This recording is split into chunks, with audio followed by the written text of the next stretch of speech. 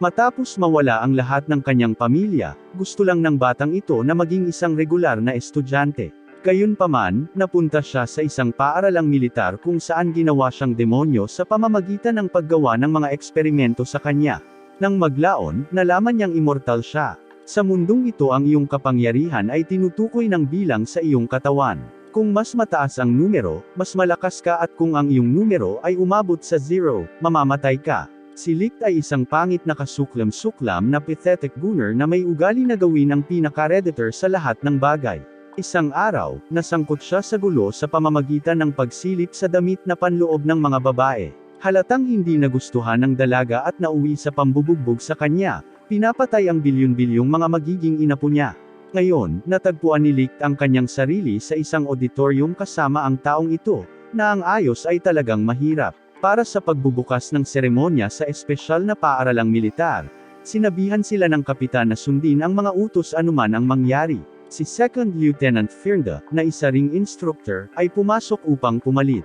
Ipinaliwanag niya na ang mundong kanilang ginagalawan ay kontrolado ng Althing, isang misteryosong maladyos na nilalang na mukhang ginawa siya sa Adobe After Effects, na lumitaw sa panahon ng krisis. Ito ay gawa sa sobrang advanced na teknolohiya at may kapangyarihang gumawa ng mga pagpapasya para sa lahat sa pamamagitan ng pagpilit sa kanila na sundin ang mayoryang boto. Kaya, karaniwang, ang Diyos na ito ay pinsan ni Joseph Stalin o isang bagay. Inisip ng mga tao na ito ay isang himala at nagsimulang gumawa ng malalaking desisyon tulad ng pagbabawal sa mga F-22 jet, MLRS truck, digmaan at mga sandatang nuclear. Ngunit ang mga bagay ay hindi natuloy ayon sa plano at ang kanilang bansa ay nasa malaking problema. Ang nakaraang digmaan ay ginulo ang lahat, sinisira ang mga lungsod at ginulo ang kapaligiran. Walang sapat na pagkain at ang mga tao sa buong mundo ay nagsimula ng mga senior citizen gang. Pinipigilan siya ng kapitan dahil sa tingin niya ay masyado niyang tinatakot ang lahat. Sa halip, sinabihan niya sila na gawin ang kanilang makakaya upang maging mabuting sundalo at nangako sa kanila ng mga gantimpala tulad ng pera at pagkain, na kung papansinin mo ng mas maaga, wala sila. Ito ay nagpapagaan ng pakiramdam ng lahat at nagsimula silang ngumiti muli. Pinaalalahanan niya silang bigyang pansin ang punong guro at pagkatapos ay ipinakilala si Major Sherman, ang punong guro na hindi mukhang Aleman. Umakyat si Sherman sa entablado at lahat ay sumaludo sa kanya. Ngunit sa halip na magbigay ng seryosong pananalita, nagsimula siyang magbasa ng isang fairy tale. Nagulat ang lahat at pinagtawanan siya ng isang babae at dalawang lalaki mula sa karamihan. Sinabihan sila ni Sherman na tumahimik, ngunit patuloy silang tumatawa ng mas malakas. Biglang lumapit sa kanila ang kapitan at binati ang babae ng 9 milimetro sa ulo. Sinabi niya na sinabihan sila ni Sherman na tumahimik o tatahimak sila gaya ng babaeng tumatawa kanina. Sinabi niya sa lahat na ang isang mabuting sundalo ay sumusunod sa mga utos bago ipadala ang dalawang bozo na ito sa impyerno. Kumalat ang takot sa karamihan habang sinusubukang tumakbo ng mga tao sa pinto, ngunit nakalock ito. Sumisigaw sila para humingi ng tulong, ngunit pinaputok ng kapitan ang kanyang baril sa hangin, na pinatahimik sila. Nagbabala siya na sinumang magtangkang tumakbo ay ituring na parang isang regular na sundalong Ruso noong 1942. Nang malapit na niya silang barilin, ikinulong ni Licht ang F, na may hawak na isang random na sanga sa leeg ni Sherman. Iniisip ng kapitan na nagbibiro si Licht, ngunit iginiit ni Licht na seryoso siya, pinipindot ang stick na parang Swiss knife o kung ano. Sinabi ni Sherman kay Licht na maging seryoso at ipinaliwanag kung paano i-snap ang kanyang leeg ng maayos. Nagpapakita pa siya gamit ang mga kamay ni Licht, na ipinapakita kung paano ito gagawin. Sinabi niya na kahit na ang isang taong mahina bilang isang karaniwang babae ay maaaring pumatay sa pamamaraang ito kung gagawin ng tama. Tinanong ni Licht kung seryoso si Sherman sa pagpitik niya sa kanyang leeg. Sumagot si Sherman na ang pinakamahusay na paraan upang manalo sa digmaan ay kung wala na siyang buhay at nangako na walang ibang masasaktan kung magtagumpay si Licht. Ngunit kung magdadalawang isip siya, malamang na mamatay ang mga random na bozo na ito. I mean, tingnan mo ang mga mukha nila. Hindi sila binuo para dito. Hiniling ng punong guro kay Licht na pumili. Hinigpitan ni Licht ang pagkakahawak niya sa stick, na naging sanhi ng Sherman ngunit pagkatapos ay humiwalay si Licht. Tumanggi na dumaan dito. Tinanong ng punong guro kung talagang ayaw siyang patayin ni Licht. Nagbabala na maliban kung gagawin ni Licht, lahat ay mamamatay. Ngunit sa halip, si Licht ay humakbang pasulong, Iginiit na ang punong guro ang dapat na pumatay sa kanya. Humihiyaw tungkol sa moralidad at ilang katarantaduhan na malamang natatalikuran pa rin niya. Tumayo si Sherman at pumayag na gawin ang gusto ni Licht, na naglalabas ng madilim na aura na nakakatakot sa madla. Gayunpaman, nananatiling hindi natatakot si Licht at direktang tumitig sa mga mata ni Sherman, na ikinagulat niya na hindi natatakot si Licht sa kanya. Lumapit si Ferenda para pakalmayan ang sitwasyon, na nagmumungkahi na magpahinga sila. Biglang bumangon ang mga batang binaril at napagtantong buhay pa sila. Dahil tinamaan lamang sila ng mga bala ng pintura, ibinalik ng kapitan ang kanyang baril at ipinakilala ang kanyang sarili bilang si Captain Allen, isa sa kanilang mga instructor. Binigyang diin niya ang kahalagahan ng pagsunod sa mga utos sa labanan upang mabuhay habang ang mga nataranto o naluluha o tumatawa lang ay unang namamatay. Masayang ibinalita ni Ferenda ang pagtatapos ng seremonya ng pagbubukas at pinaalis ang lahat. Nakipag-usap si Sherman kay Captain Allen sa kanyang opisina, na nagpapahayag ng interes kay Licht, ngunit nakita ni Allen na mas nakakaintriga ang batang samurai, si Takakazi. Ipinaliwanag ni Sherman na kumilos si Licht nang hilahin ni Allen ang kanyang baril, ngunit kumilos si Takakazi pagkatapos magpaputok si Allen ng kanyang unang putok. Tinanong ni Allen kung ginagawa nitong pinuno si Licht, ngunit sinabi ni Sherman na hindi pa. Kinikilala ni Sherman ang potensyal ni Licht at nagmumungkahi na gawin siyang isang kandidato upang makita kung hanggang saan siya makakarating. Magsisimula ang unang klase sa paaralan kung saan nangunguna si Headmaster Sherman. Nagsisimula siya sa pamamagitan ng pagpapakilala sa mga panuntunan ng paaralan, kabilang ang isang bagay na tinatawag na star system, na nagtanggal nito mula sa mga stellar na bituin ng mga pamilyang especially iya. Ang bawat estudyante ay binibigyan ng 2 bituin, at kung mangolekta sila ng 10 bituin, opisyal silang sumali sa militar. Makakatanggap ang kanilang mga pamilya ng mga gintong bar, sariwang pagkain, mga kahon na minarkahan bilang pagkain, at ilang gintong barya mula sa For Oblivion ng Elder Scrolls. Gayunpaman, kung ang bilang ng bituin ng isang mag-aaral ay bumaba sa 0, sila ay itinuturing na hindi karapat-dapat at pinatalsik, kaagad na ipinadala sa isang kalapit na gulag. Nang tanungin kung paano sila makakakuha ng mas maraming bituin, ipinaliwanag ni Sherman na ang mga mahusay sa iba't ibang aktibidad ay makakatanggap ng mga bituin.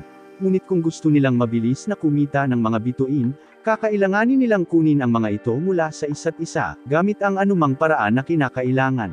So basically, parang Battle Royale plus Spy Family. Gayunpaman, may mga panuntunan para sa paggamit ng karahasan upang kumuha ng mga bituin. Ang parehong partido ay dapat sumang-ayon na tumaya sa kanilang mga bituin, at ang mananalo ay makakakuha lamang ng bilang ng mga bituin na nakataya, na tinatawag na star stake. Habang ang lahat ay binibigyang kalooban ng kanilang mga bituin, ito ay dumating sa Licht's turn, ngunit Sherman sorpresa sa kanya sa pamamagitan ng pagsasabing walang mga bituin para sa kanya.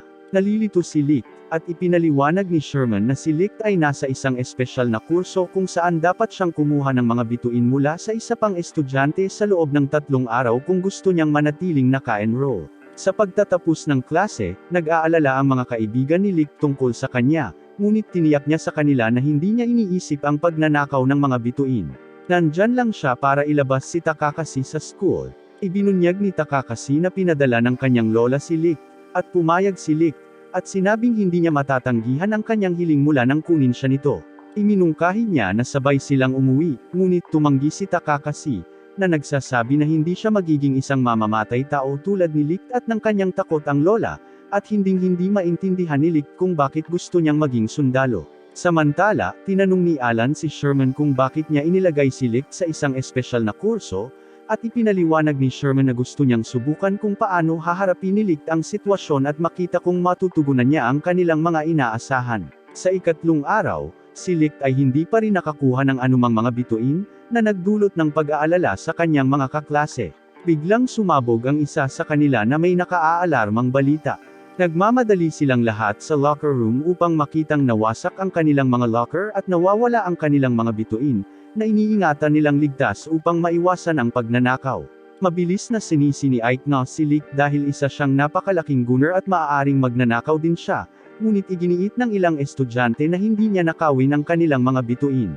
Nagtataka sila kung sino ang mananagot at makarinig ng sigaw sa labas. Nagmamadaling lumabas si Takakashi at nalaman niyang hinihila si Son Ohara ng kanyang buhok ng isang lalaking nagngangalang Don. Nakiusap siya sa kanya na ibalik ang kanyang mga bituin, at nang magtipon ang lahat, nakita nilang may 10th bituin si Don. Tinanong ni Takakashi kung kinuha niya ang mga bituin ni Son Ohara sa pamamagitan ng puwersa, at binitawan ni Don ang kanyang buhok. Tinanong kung kusang loob niyang ibinigay ang mga ito sa kanya habang mukhang talagang katawa-tawa sa post na Shaft Monogatari na ito. Sa takot para sa kanyang kaligtasan, inamin ni Son Ohara na ginawa niya ito. Nagsimulang akusahan ng grupo si Don, na sinasabing may kapangyarihan siyang pumasok sa mga locker at magnakaw ng mga bituin. Gayunpaman, hinahamon sila ni Don, nagtatanong kung mayroon silang anumang patunay o kung isinulat nila ang kanilang mga pangalan sa kanilang mga bituin, na naging dahilan upang hindi makapagsalita ang grupo dahil may magandang punto siya. Bagamat mukhang isang mapahamak na kriminal, sinabi ni Takakashi kay Don na sapat na ang kanyang nakolekta, ngunit iginiit ni Don na kunin din ang kanyang mga bituin at hiniling na ibigay sila ni Takakashi. Inakusahan ng isa sa mga batang babae na si Don ay Sakum, ngunit tinanong ni Takakashi kung bakit siya dapat sumunod. Ibinunyag ni Don, habang nagmumukhang palpak na karakter sa Bethesda, na ito ang kabayaran para sa kaligtasan ng kanyang lola, at sa takot para sa kanya, at ubiling ibigay ni Takakashi ang kanyang mga bituin. Nagtanong ang mga babae kung bakit ginawa yon ni Takakashi, at ipinaliwanag niya na hiniram ng kanyang lola ang kanyang dojo sa mga magulang ni Don, at wala siyang mapupuntahan kung paalisin siya. Pagkatapos kunin ang mga bituin, lumayo si Don. Nagpasya ang buong klase na ibahagi ang kanilang mga bituin na parang pulubi siya o ano. Isang batang babae ang nag-alok kay Lick ng isa sa kanyang mga bituin, ngunit siya ay tumanggi, na nagmumungkahi na ibigay niya ito sa isang taong talagang nangangailangan nito. Hindi niya maintindihan kung bakit sabik na sabik ang lahat na maging sundalo. Tinatanggihan din ni Takakashi na makakuha ng isang bituin at nagpasya na maghanap ng paraan upang makakuha ng isa.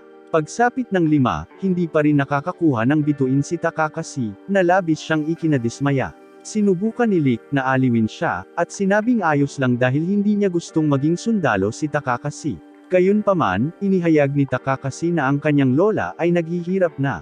Pumapayat at isinasakripisyo ang kanyang sariling rasyon ng pagkain upang mapakain sila. Sa kabila ng kanyang pagsisikap na hikayatin siyang kumain, tumanggi siya, na iniwan si Takakashi na determinado na maging isang sundalo upang tustusan ang mga ito, kaya magagamit niya ang kanyang Glock 19 sa kanyang lola kung tumanggi itong kumain. Alas 6, ang mga mag-aaral na nakalap ng 10 bituin ay inutusang magtipon sa may pangunahing tarangkahan. Nagtungo doon si Don, na naniniwalang siya lang ang nag-iisa, ngunit hinaranggan ni Lick ang kanyang landas, nakikiusap na ibalik niya ang mga bituin ni Takakashi. Marahas na gumanti si Don, sinaktan si Lick at pinabagsak siya sa pader at nagpatuloy patungo sa gate. Narating ni Don ang gate, ngunit pinilit ni Smurman na bilangin ang kanyang mga bituin bago siya makaalis. Ipinagmamalaki ni Don na mayroon siyang 12 bituin, ngunit nang hilingin na ipakita ang mga ito, nagiging alabok ang mga ito at nagiging mga palaka, na lubos na ikinagulat niya. Bumalik si Lick sa grupo na may mga totoong bituin sa kanyang bibig, na inihayag na ipinagpalit niya ang mga ito. Napagtanto ito ni Don at nagalit, habang ang iba sa klase ay nagagalak na nabigo ang plano ni Don. Inutusan ni Smurman si Don na bumalik sa kanyang klase dahil hindi siya magtatapos. Ibinalik ng lahat ang kanilang mga bituin, at mayroon na ngayong 2 si Lick, mula lamang sa isang mabilisang trick na tinatawag na asset relocation. Sinabi niya kay Takakashi na nagpasya siyang manatili sa kanya sa paaralan, ngunit ayaw niyang makapagtapos siya. Nalilito, nalaman ni Takakashi ang plano ni Lick habang sila ay nasa paaralan. Ang kanilang mga pamilya ay makakatanggap ng dagdag na rasyon ng pagkain, na magbibigay daan sa kanila na mapanatili ang kanilang mga sarili habang muling isinasaalang-alang ang kanilang mga hangarin ng sundalo. Makalipas ang ilang araw, nagcamping si Lick at ang kanyang mga kaklase sa kakahuyan. Sumilip si Lick sa mga babae at nagulat na hinayaan siya nito dahil kapag naging sundalo na sila, wala na silang kalayaan. Sinubukan ni Ikinos na ipakita kay Lick ang kanyang double-barrel shotgun, ngunit hindi siya tumingin. Tinakpan siya ni Lick ng kanyang jacket at nilagpasan siya, na ikinalito ng lahat. Tinanong ni Lick kung gusto talaga nilang maging sundalo kahit na kailangan nilang pumatay ng mga tao. Sinabi ni Ikinos kung maaari niyang piliin na huwag pumatay, gagawin niya, ngunit wala silang pagpipilian. Sumama sa kanila si Smurman at sinabi sa kanila na dapat nilang layunin na maging isang hukbo na hindi pumapatay sa larangan ng digmaan, tulad ng isang medic o recon. Nagtataka si Lick kung posible, at sinabi ng punong guro kung mas malakas sila kaysa sa kanilang mga kaaway. Nangako siyang tutulungan silang maging ganoon. Umiiyak si Ekinos, at ang iba sa klase ay masaya na maaari silang maging isang hukbo na hindi pumapatay. Nang maglaon, nagtungo si Smurman sa isang lihim na lab sa likod ng kanyang aklatan. Doon, ipinaliwanag ni Ferend na hindi nila maaaring kopyahin ang kakayahan sa pagboto, ngunit nakahanap sila ng mga bagong kapangyarihan mula sa Althing.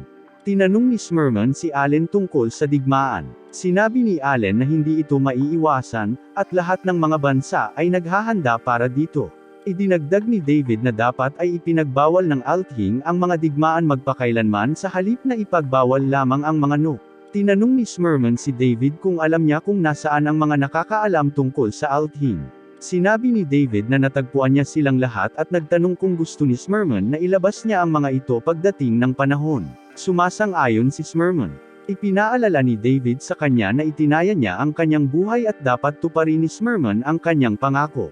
Tiniyak ni Allen kay David na ligtas ang kanyang genetic na impormasyon, at bubuhayin siya ng mga ito sa sandaling bumuo sila ng teknolohiya sa pag-clone. Humihingi si Smurman kay Ferend ng update sa proyekto ng ACES. Sinabi niya na ang eksperimentong lab rat ay matagumpay, ngunit may problema sa marahas na ugali. Pinatay ng isang daga ang iba sa pamamagitan ng ngipin nito. Nagtanong si Smurman kung bakit, at sinabi ni Ferend na hindi ito kilala, na nagmumungkahi na ang utak ng daga ay maaaring masyadong maliit upang kontrolin ito. Iminungkahi niya ang paglipat sa mga paksa ng tao, ngunit ipinagbabawal ito ni Smurman, lalo na ang paggamit ng mga bata tulad ng dati. Hinihiling niya sa kanya na dalhan siya ng balota. Ibinigay niya ito sa kanya, at iniisip niya kung ano ang mangyayari kung ibinigay nila ito sa nabubuhay na daga. Sa kabila ng pagtutol, ginagawa pa rin niya ito. Ang daga ay nakapatong sa bola, at ang mga mata nito ay kumikinang habang nagsisimula itong gumawa ng ilang DBZ super type sheet. Halos matamaan nito si Smurman, ngunit itinigil niya ito at kinuha ang balota. Sinabi niya kay Ferend na gusto ng mga bata na maging isang hukbo na hindi pumapatay, kaya dapat niyang tapusin ang pananaliksik dahil kakailanganin nito ng mga bata. Natapos ng klase ang kanilang pagsasanay sa umaga, ganap na nabura. Pinagalitan sila ni Kapitan Allen dahil sa pagiging madaling mapagod. Pumasok si Smurman, at sinabing mabuti na nilang itinulak ang kanilang sarili. Dahil gusto nilang maging isang hukbo na hindi pumapatay, sisimulan niya ang kanilang pagsasanay. Bibigyan niya sila ng mga armas na angkop sa bawat isa sa kanila, at sasanayin sila gamit ang mga iyon. Namimigay siya ng mga medieval na sandata, tulad ng mga espada at palako. Tinanong ni Lynn Girl kung bakit hindi sila gumagamit ng AR-15. Ipinaliwanag ni Smurman na habang ang mga modernong armas ay magsisimula sa digmaan, sa kalaunan ay magiging malapit na labanan.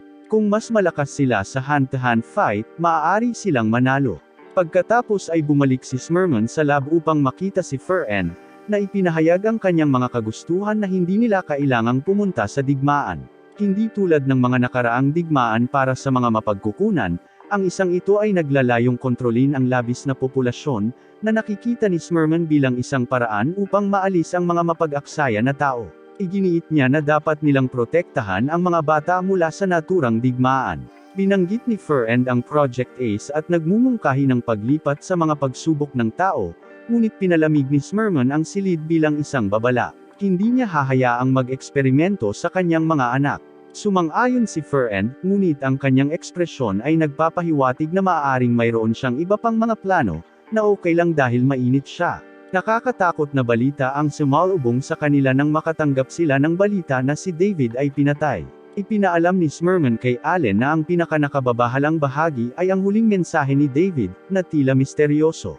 Nagpe-play ang transmission para kay Allen, narinig nilang binanggit ni David na lahat sila ay nalinlang. Ang grupo ay nataranta sa ibig sabihin ni David na niloko.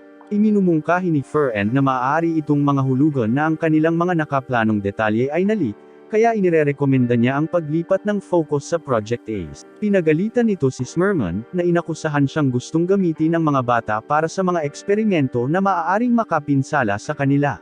Pinalibutan niya si Ferend sa yelo, ngunit nananatili itong hindi nabigla, na nagpapakita na ang mga Jin ni Smurman ang dahilan sa likod ng marahas na mga ugali na naobserbahan sa mga daga. Nagagalit ito kay Smurman, at iginiit ni Fur-End na dapat silang magpatuloy sa mga pagsubok sa tao o ihinto ang proyekto. Ang pagsusuri sa DNA ay nagpapakita ng isang kandidato na may mataas na pagkakataong magtagumpay, at hahayaan ko kayong magtaka kung sino ang kandidatong iyon. Sa opisina ni Smurman, niyakap niya si Lick, ipinaliwanag ang sitwasyon sa kanya. Okay lang ito kay Lick, basta't sinisiguro nito ang kaligtasan ng lahat at pinapayagan silang maging isang non-killing army. Ang mga miyembro ng klase ay nag-aalala tungkol kay Lick na sumasailalim sa operasyon. Nagtatanong sila kung bakit si Lick lang ang nakipagsapalaran. Sinabi ni Takakazi kay Fur-End na hindi nila kayang maging fodder character sa isa pang generic na anime tungkol sa isang itim na buhok na binatilyo bilang bida. Gayunpaman, ipinaliwanag ni Fur-End na ang operasyon ay para sa kanilang proteksyon, at dahil hindi pa sila profesional na mga sundalo, kailangan nila ng isang taong may espesyal na kasanayan, at si Lick ay perpektong katugma ng walang dahilan. Nalungkot ang klase sa pagdinig nito, ngunit ngumiti si Lick at sinabing handa siyang kunin ang pagkakataong protektahan ang lahat, kahit na siya ang pinakamasusuntok sa kanilang lahat. Sa operating room, inilagay sina Lick at Smurman sa mga kama. Ang dugo ni Smurman ay inilipat sa Lick habang nagsisimula ang operasyon. Si Takakazi at ang iba ay sabik na naghihintay, umaasa sa isang matagumpay na resulta. Samantala, naglalaro ang mga estudyante sa labas ng mamataan ang mga helicopter na naglalaro ng Fortunate Son. Napansin sila ni Alan at sa una ay iniisip na sila ay Joint Force Helicopter, ngunit masyadong maaga para sa isang pag-atake. Gayunpaman, natatandaan niya ang mga salita ni David tungkol sa panlilinlang, at nagmamadali siyang suriin ang mga chopper. Napagtanto ni Alan ang panganib, agad na sinabihan ni Alan ang lahat na lumikas, ngunit bago sila makatakas, nagpaputok ng missile ang isa sa mga helicopter sa paaralan, sinira ito at pinatay ang ilang estudyante.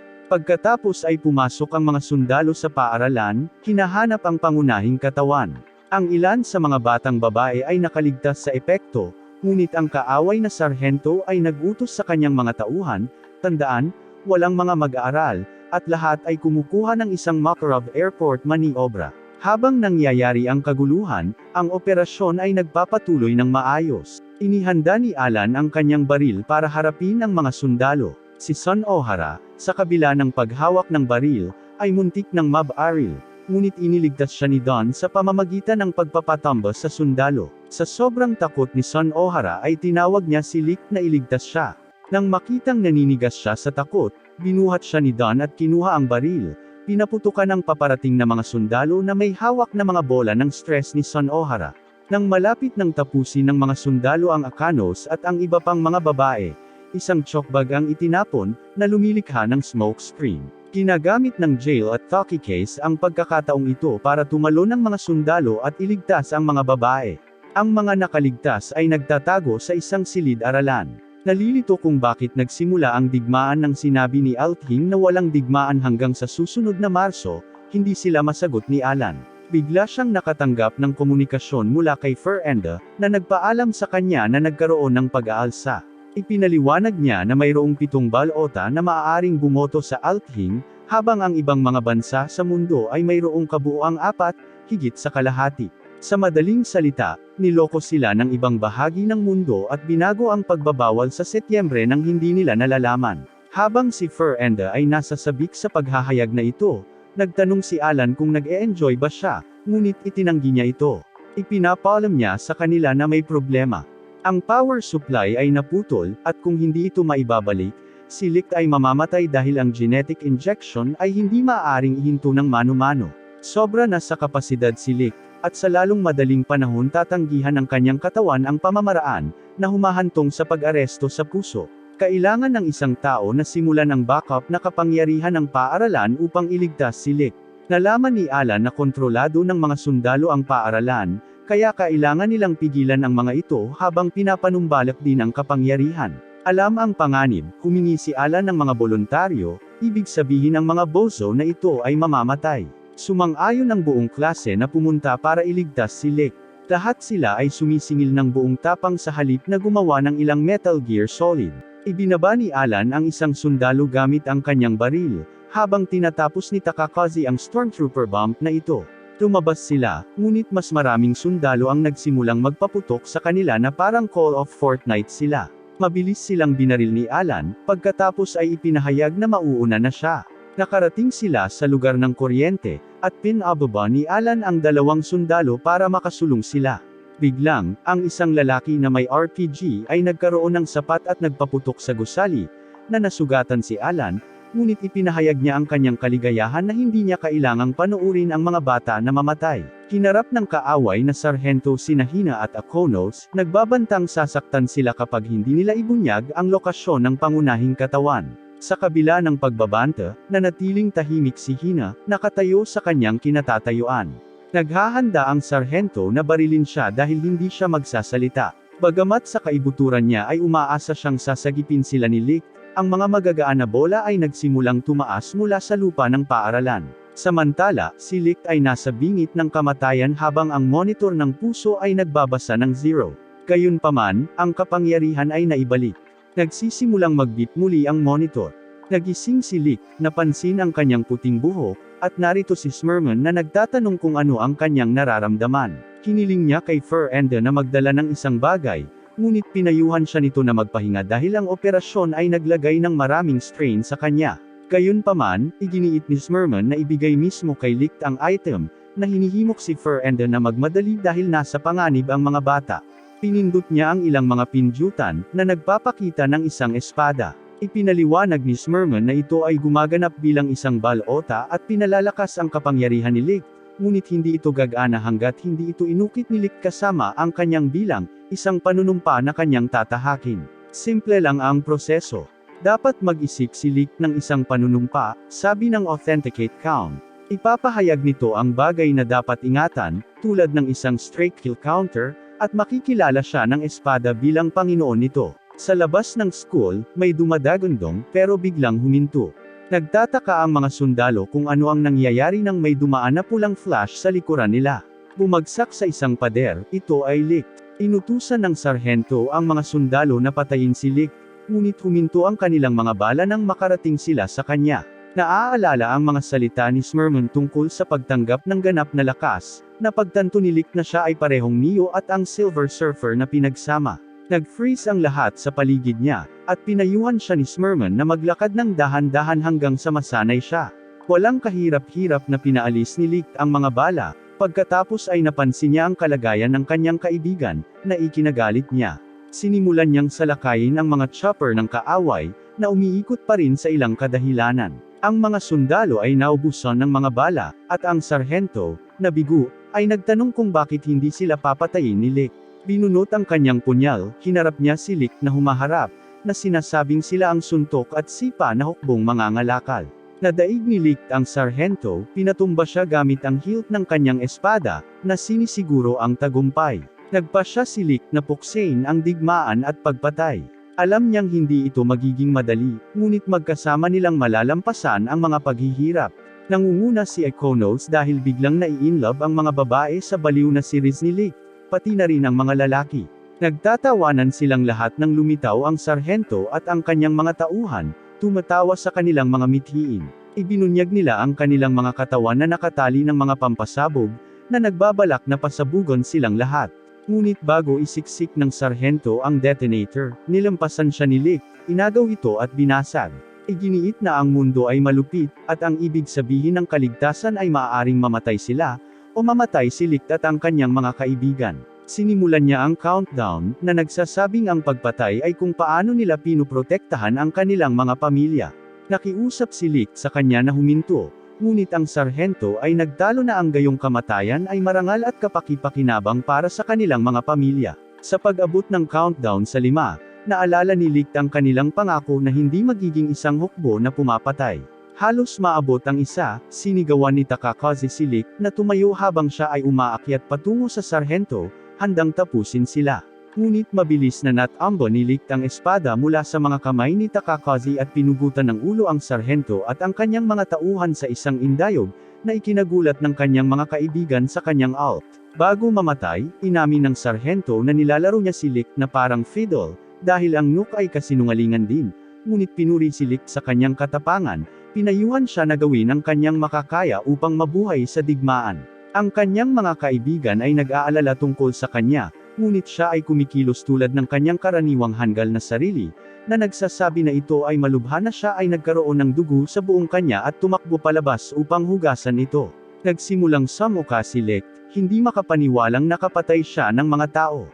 Napagtanto niya na tama si Dun, hindi matatapos ang digmaan maliban kung papatayin nila ang kalaban. Napagtanto niyang sinira niya ang kanilang pangako, ngunit kalaunan ay napagpasyahan niya na okay lang basta siya ang gagawa ng pagpatay. Buti pa yung iba. Gumagawa siya ng kanyang desisyon at pinatotohanan ang kanyang bilang, nangako na siya ang papatay sa mga kaaway para sa lahat. Bumalik si Licht sa grupo, malungkot ngunit ipinangako sa kanila na sisiguraduhin nilang tapusin ang digmaan ng mabilis, na sinang-ayunan ng lahat. Ipinagdiriwang nila ang kanilang kapayapaan, ngunit nagpasya si Licht noon at doon na hindi niya hahayaang pumatay ng sinuman, at ang kanilang klase ay isang hukbo na hindi pumapatay, maliban sa kanya dahil mahilig siyang pumatay ngayon. Hindi niya ipaparamdam sa kanila ang ginawa niya noong unang beses niyang pumatay. Sa araw na iyon, sumiklab ang digmaan sa buong mundo, isang digmaang nilayo na bawasan ang pandaigdigang populasyon hanggang sa ito ay tumugma sa pagkain nito. Si Licht ay pumunta sa digmaan at nakabalik ng ligtas, ngunit napansin ng kanyang mga kaklase ang kanyang pagbabago sa mod. Nakapatay siya ng 337 katao sa araw na iyon, na na-unlock ang kakayahan ng Predator missile ng maraming beses. Habang naghuhugas siya sa shower, naiinis pa rin siya sa naging kalagayan niya, pero may lumapit sa kanya na isang dalagang nagngangalang Nana, nagtanong kung okay lang siya. Tinitigan siya nito, ngunit ngumiti rin. Si Licht ay naging pangalawang alas na ipinanganak pagkatapos ng maraming taon, nakikipaglaro sa batang babae at nag-aalaga sa kanya tulad ng isang nakatatandang kapatid.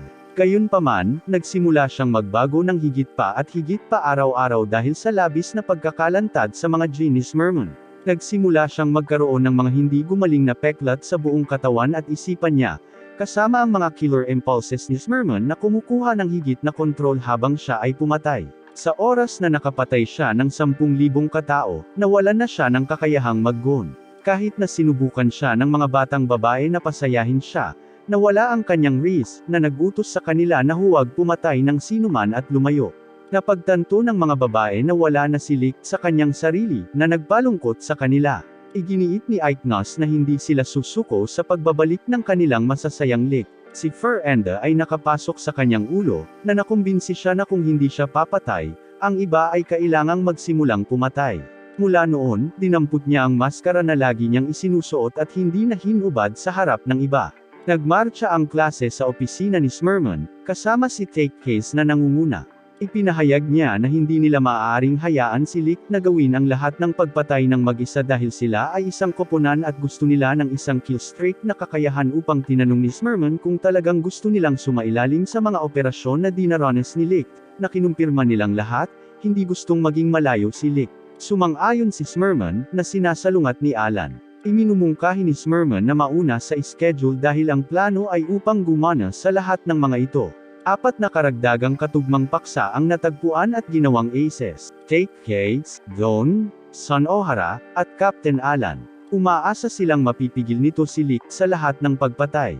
Gayunpaman, nang sinubukan ni Take Case at Son O'Hara na sundan si Licht para sa kanyang susunod na misyon, inutusan niya silang huwag pumunta, na binyantaan si Take Case na puputulan niya siya kapag sumuwi siya. Hindi sila makapaniwalang naging malamig na si Licht.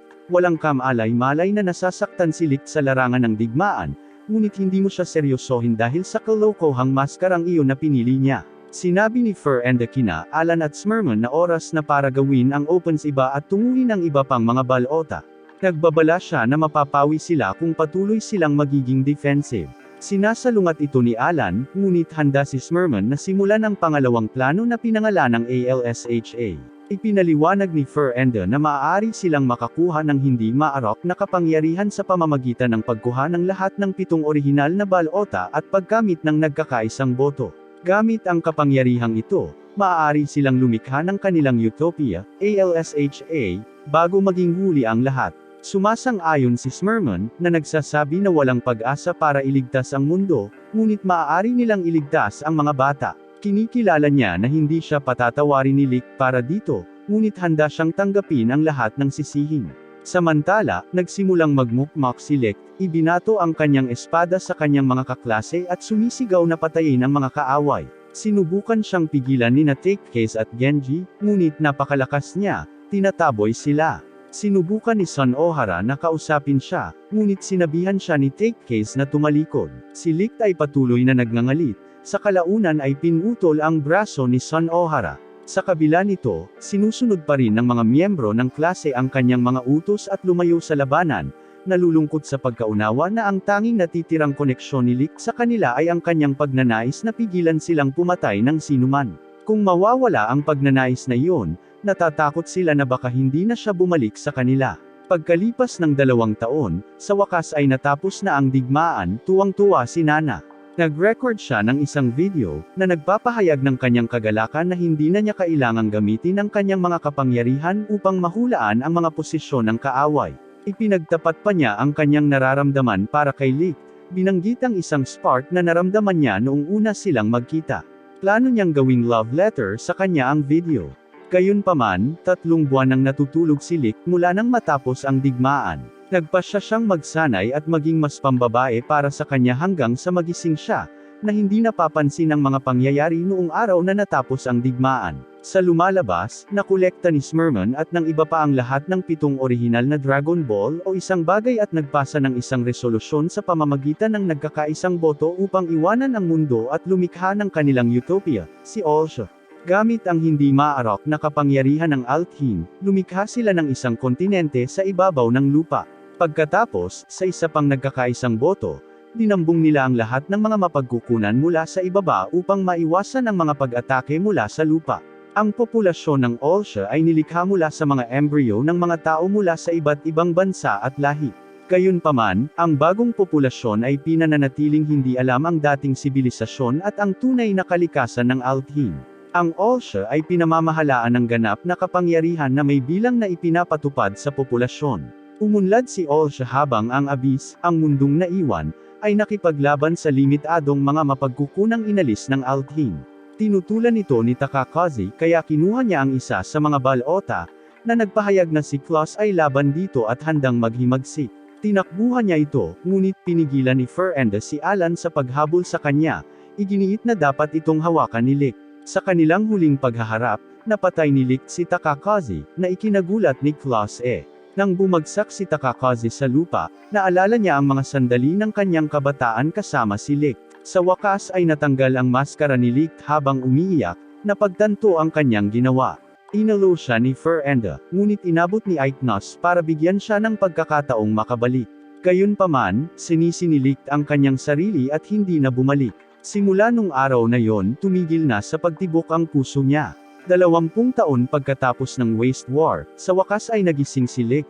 Hindi nagbabago ang hitsura ngunit dinadala ang bigat ng mga taon na kanyang nalampasan. Hindi na siya muling ngumiti, desperado na malaman kung ano ang nangyari sa natitirang bahagi ng Class Natuklasan niya na sila ay nanatili sa paaralan upang iligtas ang pinakamaraming ulila sa digmaan hanggat maaari.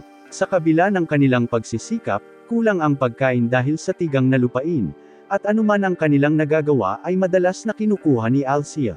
Upang matiyak na makakain ang mga bata, isinakripisyo ng mga miyembro ng class ang kanilang mga sarili.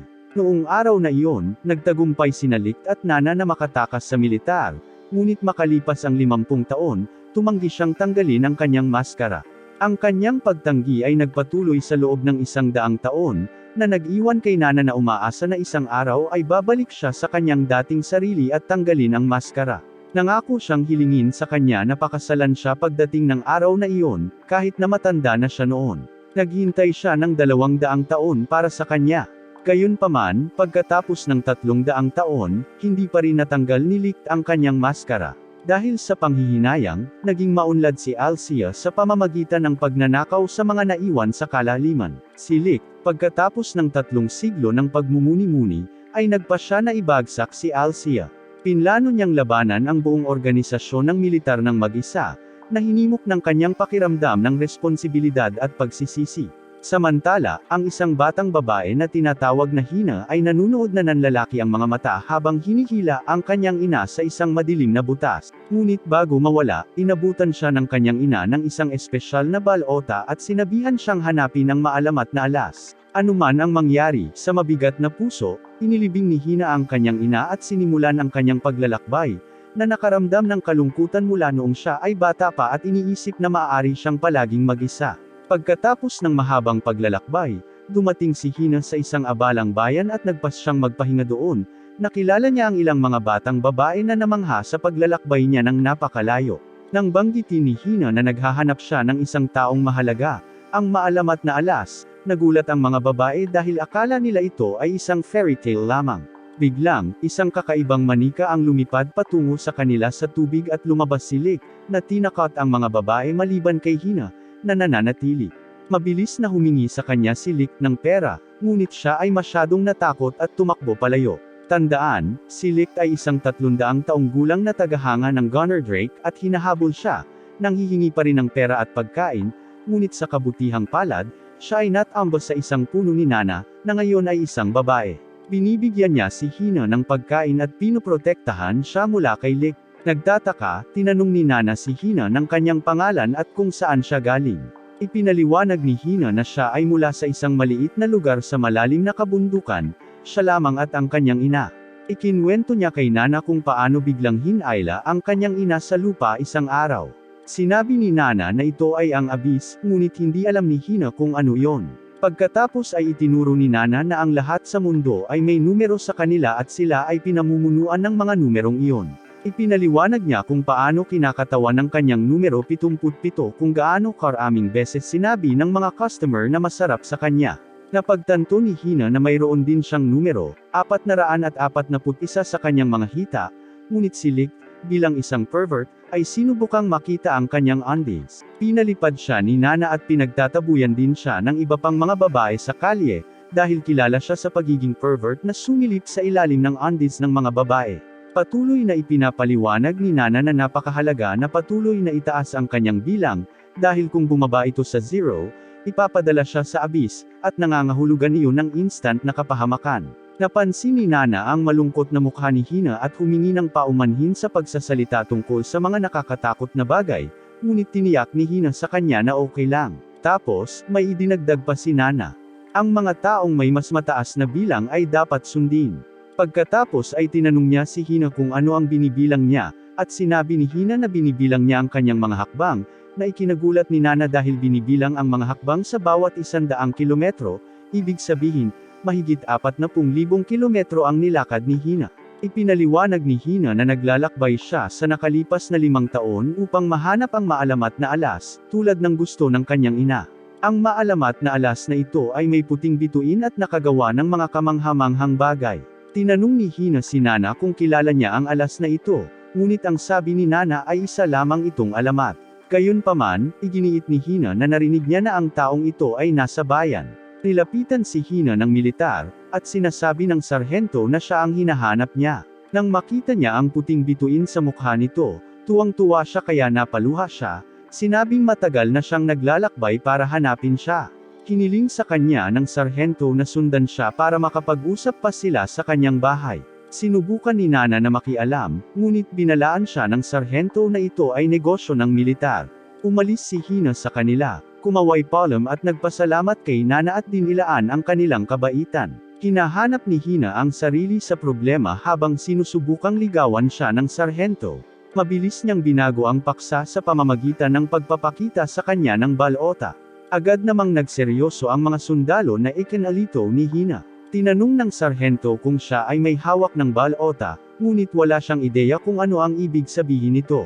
Kaya, binunot niya ang kanyang espada at hiniling na ibigay niya ito. Ipinaliwanag ni Hina na ito ang momentum ng kanyang ina. Hinihiwa ng sarhento ang sopa para ay pakitang seryoso siya. Sasalakayin na siya nito, ngunit pinigilan siya nito, na sinasabing mas mataas ang bilang niya kaysa sa kanya, kaya kailangan niyang sundin ang utos nito.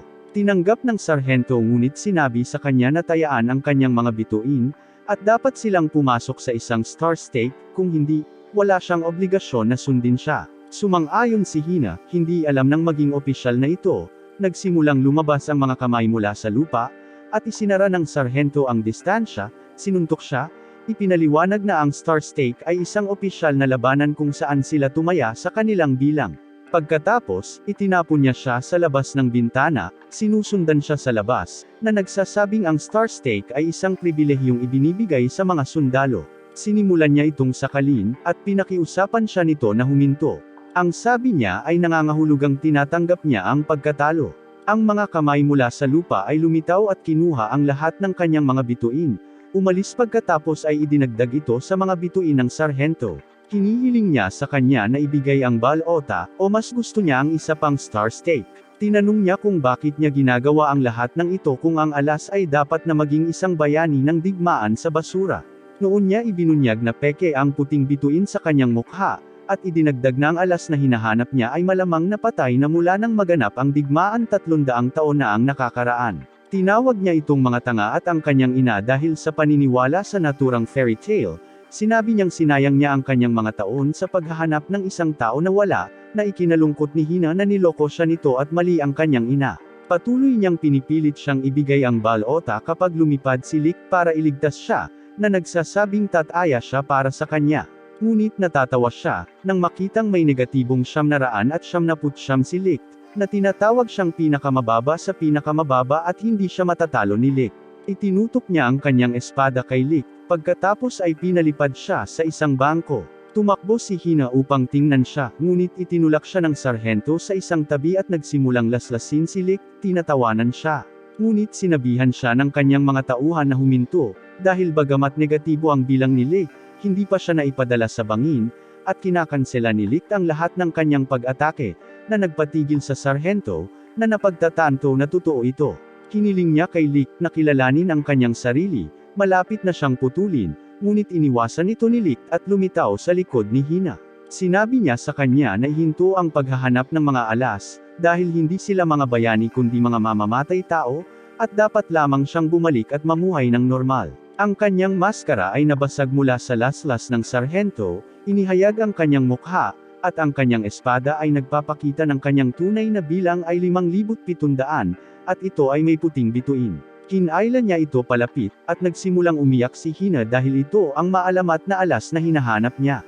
Sinabihan ni Lick si Hina na ipikit ang kanyang mga mata, at ginawa niya yon. Biglang, sinisingil siya ng sundalo, tumalon si Lick ng napakabilis, at nabasag ang lupa sa ilalim ng kanyang mga paa, pinalipad ang sundalo. Nagsisimula siyang mag-zip sa paligid na parang kidlat, binabasag ang lupa at mga gusali sa bawat pagtalon.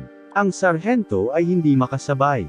Sa wakas, si Lick ay sumilip sa likod niya at humakbang sa lupa, at ipinadala ng puwersa ang sarhento na bumagsak sa isang pader. Sa tuwing hahakbang si Lick, parang alon na tumatama sa sarhento. Hiniling niya sa sarhento na ibalik ang bilang na kinuha niya kay Hina, at humingi rin ng paumanhin sa kanya. Kinampas niya ang sarhento gamit ang kanyang espada, ngunit hindi tumitigil ang sarhento. Patuloy siyang umaatake, ngunit naiiwasan ito ni Lick. Pinalipad siya ni Lick sa himpapawid, at naghatid ng isang grupo ng mga makikinang na strike. Ito ang dahilan kung bakit tinawag nila siyang ace ng mga kumikislap na strike, at dahil lang sa mayroon siyang negatibong bilang ay hindi nangangahulugang mahina siya. Kaya lang ilang beses na siyang tinanggihan ng mga babae. Tumalon siya ng mataas sa hangin, sinabi kay Hina na ibabalik din niya ang kanyang mga bituin. Habang tumatalon siya pababa, ginawa niya ang huling suntok sa sarhento, na sumuko. Ang mga kamay ay kumukuha ng 759 na bilang mula sa sarhento, naiwan lamang ang isa at ibinigay ito kay Hina, na naging dahilan upang siya ay mabilang na 760. Sinabi sa kanya ni Lick na okay siya, at nagsimula siyang umiyak sa tuwa. Pagkatapos ay inagaw ni Lick ang balota mula sa kanya, na nagsasabing maaari siyang kumita ng pera sa pagbebenta nito. Nalilito si Hina, at sinabi ni Lick na siyang nangunguna dahil marami siyang bilang, ngunit kung hindi niya ito gusto, maaari niyang itaya ang kanyang mga bituin. Umiiyak muli si Hina, sinabi ng kanyang ina na hanapin ang alas. Binigyan siya ni Lick ng manika para sa balota at sinabi sa kanya na hindi siya ang alas na hinahanap niya bago umalis. Bumalik siya upang salubungin si Nana, ipinapaliwanag kung paano sinuri ni Lick Nana ang manika na iniwan ni Lick. Pagkatapos ay ibinalik ito kay Hina, sinabihan siyang hawakan ito, at sinabing malalaman niya kung ano ang gagawin dito sa lalong madaling panahon. Nalilito ang tingin ni Hina sa manika, ngunit bigla itong pumutok sa mga bulaklak, na nagpapakita ng kanyang balota. Hindi ito kinuha ni Licht, ngunit idinagdag ni Nana na ang paghawak ng balota ay isang malubhang krimen laban sa mga batas ng Alsatian, na nakakatakot kay Hina. Sa isang maliit na bayan sa gitna ng kawalan, dalawang opisyal ng militar, sina Lin at Phil, ang tumutulong sa mga taong bayan. Ginagawa ni Lin ang karamihan sa trabaho, habang tumataas ang kanyang bilang batay sa mga taong tinutulungan niya. Sinabi sa kanya ni Phil na sa kabila ng lahat ng ito, hindi siya asenso, ngunit walang pakialam si Lin, basta't makakatulong siya sa mga tao. Sinabi niya na hindi siya lalayo sa kanyang misyon na hulihin ang sinumang kriminal kung makakita siya ng isa. Noon ay ipinakita sa kanya ni Phil ang isang wanted na poster ng Licht na ipinadala ng HQ, na nagpapakitang siya ay isang maalamat na alas na nagsusuot ng maskara. Ngunit ayaw maniwala ni Lin na ang mga maalamat na alas ay buhay pa, at kakaiba na may naglalakad na may suot na maskara. Gayunpaman, mali siya, dahil nakikita nila ang isang tao na nakapuding na costume na nakasuot ng maskara. Lumapit si Lin sa kanya, sinusubukang hilahin ito, sinabing ang paglalarawan ay tumutugma sa poster. Ngunit ang tao ay nagtatanggol na ang mga maskara ay iba. Napagtanto ni Lin na totoo ito, at hinayaan siyang umalis, humihingi ng tawad. Nang maglaon, ipinahayag ni Licht kay Lin at sa mga taong bayan na siya ang nasa likod ng maskara, at sinimulan nila siyang habulin. Ngunit biglang huminto si Licht, at naisip ni Lin na pagkakataon na niya para mahuli siya. Gayunpaman, sinigawan siya nito na huminto at itinulak siya palayo nang may lumabas na spike na bakal mula sa lupa kung saan siya nakatayo, na nagpako sa kanya. Ito ang nagligtas kay Lin mula sa pagkakasakit. Sa likod ni Licht ay ilang sundalo, at nagmamadali si Phil para batiin ang kanilang pinuno, ang Teniente Jail. Ipinakilala niya siya kay Lin, ngunit nakahinto sa kulungan. Inatake niya si Licht gamit ang mga bakal na sibat na umuusbong mula sa lupa. Sinubukan ni Licht na iwasan sila sa pamamagitan ng pag-akyat sa isang burol, ngunit ang mga bakal ay umusbong din mula sa burol. Kaya, inilihis ni Licht ang kanyang ruta at pinakawalan ang kanyang mga flash strike, tumalon ng napakabilis na hindi nila siya makita. Sinubukan niyang tumakas, ngunit hinarang siya ni Jail sa hangin, nagpaputok ng malaking bakal na nagtulak sa kanya pabalik sa lupa. Napagtanto ni Licht na si Jail ay wala sa 900. Kinulong ni Jail si Licht at ang kanyang sarili sa loob ng isang bakod na gawa sa bakal, na nagpapakita na itinago niya ang kanyang tunay na numero dahil ayaw niyang ma-promote at manatili sa likod ng isang desk. Nais niyang magpatuloy sa pakikipaglaban at pagpaparusa sa kasamaan. Inihayag niya ang kanyang tunay na bilang ay 12,500. Nagpaputok si Jail ng malaking bakal patungo kay Licht, na sinubukan itong harangan ng kanyang espada, ngunit patuloy na dumarating ang bakal. Tinutukan ni Jail ang isa pa sa gilid, tinamaan si Licht at pinalipad siya. Si Lin at ang iba ay nagsimulang mag-alala, ngunit si Licht ay nagsimulang tumalon ng mas mabilis kaysa sa dati, sinusubukang sorpresahin ang attack Jail, ngunit hinulaan ito ng Jail at lumayo ito sa daan. Pagkatapos, gumamit siya ng bakal na bar na lumalabas sa mismong kinatatayuan ni Licht, na lumilipad sa hangin ng kanyang espada.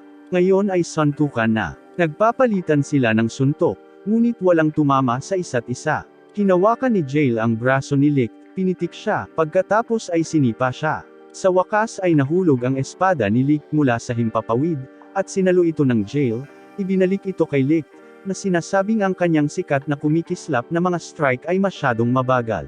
Hindi iyon tatanggapin ni Licht. Tumalon siya ng mataas sa hangin, at nakiusap ang mga sundalo kay Jail na umatras, na sinasabi kung totoo ang mga ulat, hindi mapigilan ng Jail ang high-altitude strike ni Licht. Ngunit hindi gumagalaw si Jail. Tinitingnan niya kung lumilipad o tumatalon si Licht sa pamamagitan ng pagtutok sa kanya ng mga bakal. Pinalihis sila ni Licht, at napagpasyahan ng Jail na tumatalon lang si Licht at hindi makaiwas sa hangin. Kaya, nagsimula siyang maghagis ng maraming bakal kay Licht, na nagsisikap na maiwasan ang mga ito. Sinabi ni Jail kay Licht na ang kanyang bilang ay batay sa kanyang mga paniniwala, at ang mga bakal na kanyang nilikha ay batay sa mga paniniwalang iyon.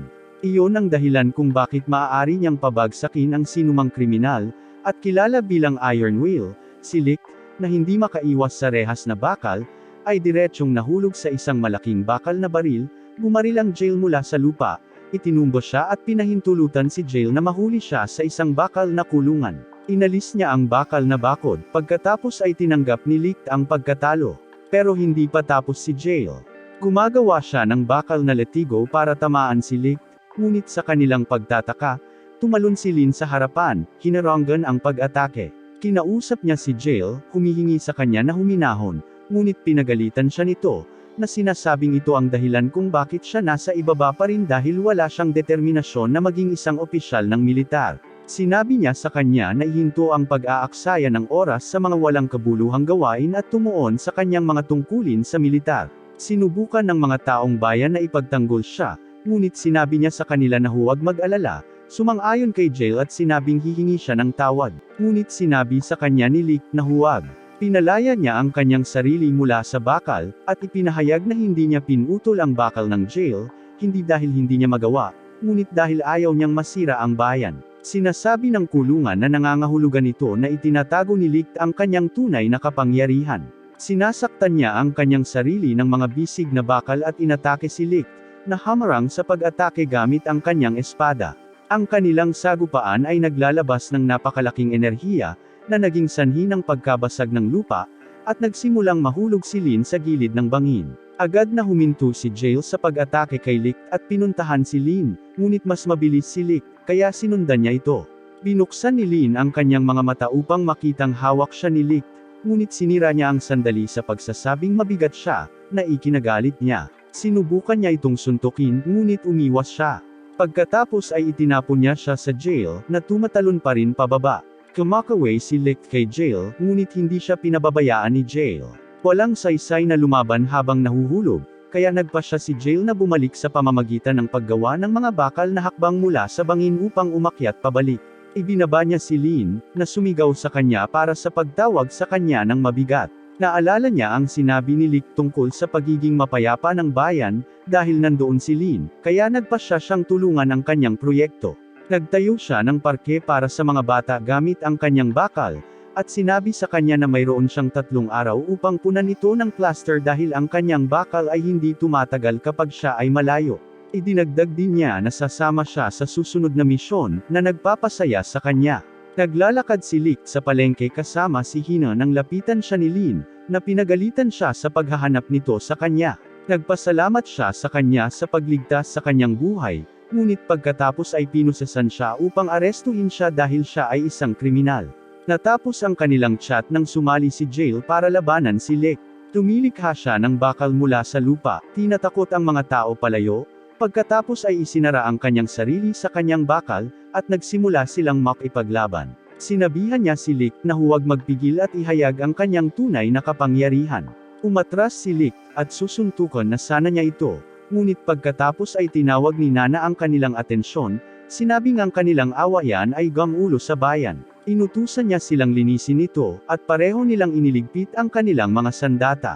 Nagising si Jail sa gitna ng plaza upang makitang wala itong laman. Pina-party at pinainom sila ni Nana hanggang sa malasing sila. Gin-icing niya sina Lin at Phil, sinabing kailangan nilang sundan sila. Samantala, si Licht at ang kanyang grupo ay tumungo sa Andesis, habang si Jail at ang kanyang grupo ay nagmamadali sa Linden sa pag-aakalang nandoon si Licht, ngunit nakasalubong nila ang isang mahinang sundalo na bumagsak sa kalsada. Naabot nila ang Linden at nakitang nawasak ito.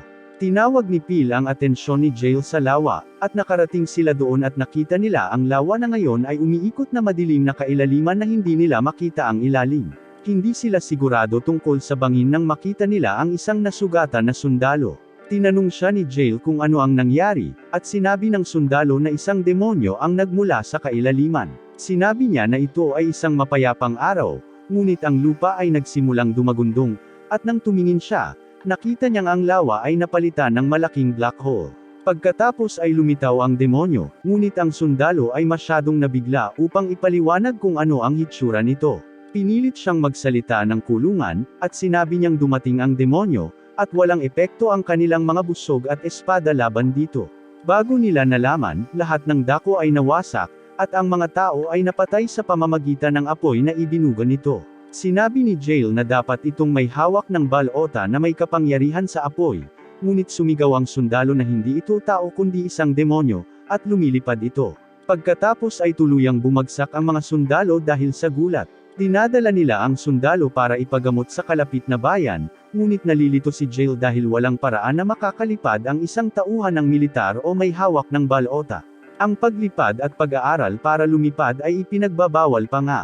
Upang malaman kung ano ang demonyong ito, nagpasya siyang hanapin si Licht. Nadatnan niya si Licht at ang kanyang grupo na nasa kalapit na bayan. Agad siyang inatake ni Jail, at humakbang si Licht sa harapan upang protektahan si Hina, ngunit huminto ang bakal sa hangin. Ipinaliwanag ni Jail kung ano ang nangyari sa nakaraang bayan kasama ang demonyo mula sa kailaliman, ngunit hindi alam ni Licht kung ano yon. Sinabi ni Jail na alam niyang hindi si Licht ang demonyo, ngunit sigurado siyang may alam si Licht, at gusto niyang makuha ang impormasyong iyon mula sa kanya. Sinabihan sila ni Nana na huminahon dahil sinisira nila ang kanyang negosyo, kaya pareho nilang iniligpit ang kanilang mga armas. Nakaupo si Jail at pinainom siya ni Nana ng alak, ngunit sa tingin niya ay gusto niya itong lasingin muli. Isang friendly drink lang daw. Umupo si Jail at uminom, at ibinuhos pa siya ni Licht, na patuloy niyang iniinom. Nauwi sa away para makita kung sino ang pinakamaraming uminom, at pareho silang umiinom hanggang sa mahimatay. Pinakain pa ni Nana si Jail, ngunit nagtatapos ang kasiyahan nang magsimulang dumagundong ang lupa. Sumugod ang mga tao para sabihin sa kanila na lumitaw ang madilim na butas sa bayan. Pumunta sila sa lugar kung nasaan ang butas, at may tunog na nanggagaling dito. Dumating ang nasugatang sundalo, sinasabing iyon ang tunog na narinig nila bago lumitaw ang demonyo ng kalaliman. Natakot siya, na sinasabing lilipulin ng demonyo ang bayan at papatayin ang mga tao. Nagsimulang magpanik ang mga tao, ngunit sinabihan sila ni Jail na huminahon. Inutusan ng mga sundalo na ilikas ang mga sibilyan, habang ang mga may kalasag ay dapat palibutan ang butas, at ang mga may busog ay dapat maghanda sa pag-atake. Nakinig si Licht sa tunog at agad na sinabihan si Jail na utusan ang lahat na umatras palayo sa butas. Hinawakan ni Jail ang kanyang kapa, sinabing alam ni Licht kung ano ang demonyo ng Abyss. Ngunit nagulat si Licht sa kung ano ang demonyo, dahil sinadya itong nawasak sa digmaan. Sinabi ni Phil sa Jail na lalabas na ang demonyo, at nabigla ang lahat ng lumabas ang demonyo mula sa butas. Hindi makapaniwala si Licht na umiiral pa rin ito sa kabila ng pagkawasak mula sa langit sa digmaan. Ang demonyo pala ay isang chopper, tinutukan ang baril nito at pinagbabaril sila. Mabilis na lumikha ng pader na bakal ang kulungan upang harangan ang mga pag-atake. Lumipad ang chopper at tumalikod upang magpaputok ng missile, na hinaranggan din ni Jail, ngunit tinatangay nito ang kalahati ng pader. Inutusan kaagad ni Licht ang mga sundalo na ilikas ang mga tao at lumayo sa chopper habang sinusubukan niyang ibaba ito. Hinarap siya ni Jail upang magpaliwanag, ngunit sinabi ni Licht na dapat nilang unahin ang pagliligtas sa mga tao, na inihayag ang mga bituin sa kanyang kwelyo. Nagulat si Jail at ang iba pa nang malaman na si Licht ay isang koronel. Nagulat si Jail na maaaring si Licht talaga ang maalamat na alas. Sinubukan ni Licht na kunin ang chopper, iniiwasan ang mga bala nito at sinusubukang makuha ang atensyon nito. Nagsisimulang lumikas ang mga tao, tumatakbo para sa kanilang buhay. Isang bata ang naiwan sa kalsada at sinubukan siyang tulungan ni Hina. Ngunit ang chopper ay naglalayo ng isang missile sa kanya. Sa kabutihang palad, pumasok si Licht at hiniwa ang missile, sumabog ito sa hangin. Hinahabol niya ang chopper at ang lahat ay nananalig sa kanya, nagdarasal na makamit niya ito.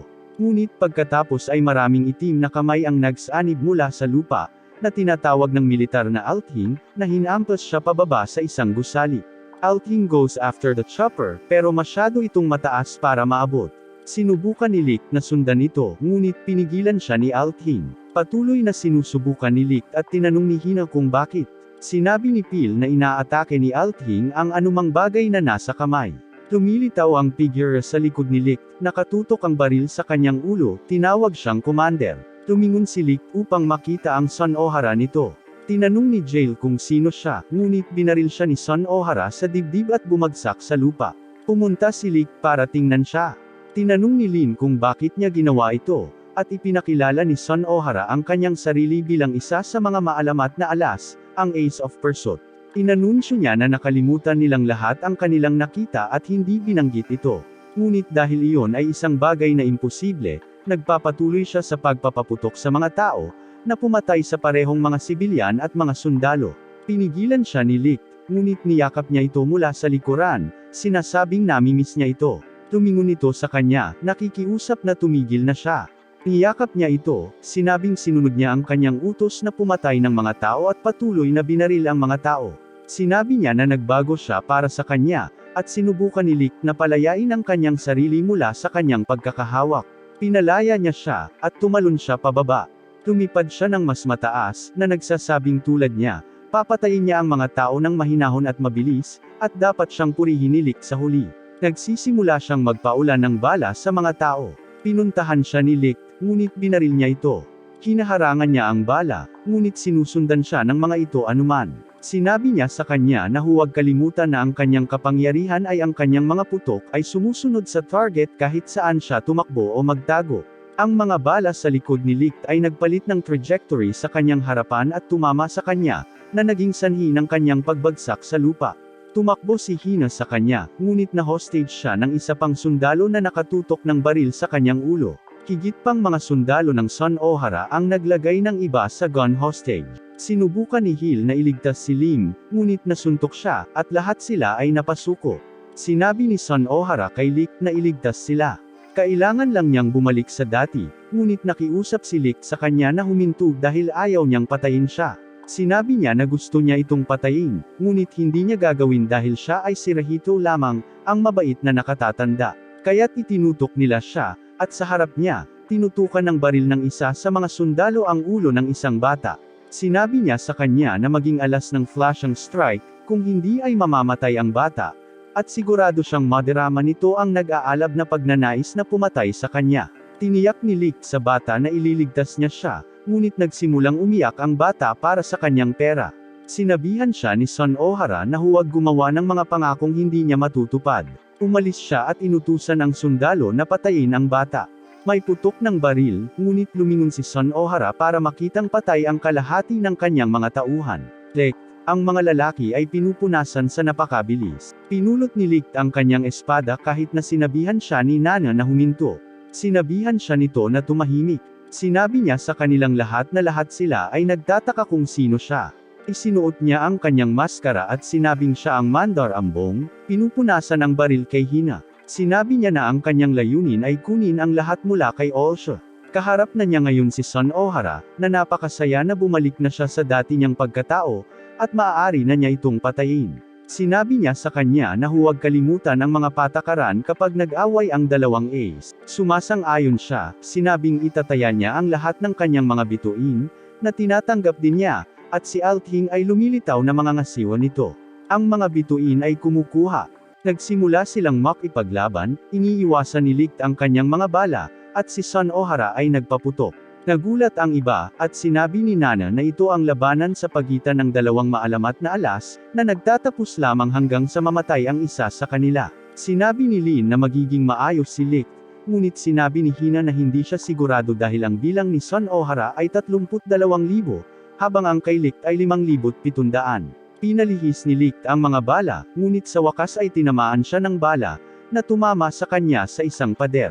Ngunit sinabi ni Phil na hindi ito posible, at sa pagitan ng laban ni Licht at Jail, pinigilan ni Licht ang kanyang sarili sa kabila ng pagkakaroon ng mas mataas na bilang ng Jail. At ang tanging posibilidad ay tinatago ni Licht ang kanyang tunay na kapangyarihan. Tumayo si Licht at sumisigaw habang naglalabas siya ng pulang aura sa kalangitan, at nagsimulang dumami ang kanyang bilang, na hindi pinaniwalaan ng iba na posible. Ngunit sinabi ni Nana na hindi ito dahil si Licht ay isang alas. Sa oras na huminto ito, ang bilang ni Licht ay umabot na sa 57,000, at si Nana ay natatakot. Natutuwa si Son Ohara dito at sinabing mapapapatay siya ni Licht dahil mapangalagaan niya ang layunin ng pagpatay mula sa kanya. Ngunit habang kumukurap siya, hindi niya ito nakikita sa lupa. Natakot siya, lumilingon sa paligid kung saan siya manggagaling. Tumilitaw siya sa likod niya, at pinaputukan siya nito, ngunit tumalon siya palayo. Sinabi niya sa kanya na imposible ito dahil susundan siya ng bala nito, ngunit laking gulat niya nang makita niyang bumagsak ang bala sa lupa sa kalahati. Tumilitaw si Licht sa kanyang likuran, dinadimay siya sa pamamagitan ng paghampas sa kanya mula sa lahat ng direksyon, hindi siya hinayaang mag-react. Sinabihan sila ni Nana na lumayo kay Licht dahil hindi na siya si Licht. Sinabi niya na sinabi sa kanya ni Lick na sa pamamagitan ng pagpapakawala ng kapangyarihan ng alas, isa pang personalidad ang pumalit, na ayon kay Lick ay ang layuning pumatay. Smurman. Sumisigaw si Lick habang nagbabago ang kanyang aura mula pula sa kulay ube, na nagpapakawala ng kapangyarihan ng alas. Kinasuhan ni Lick si Son Ohara, na bumaril sa kanya, ngunit tumalbog ang mga bala nito.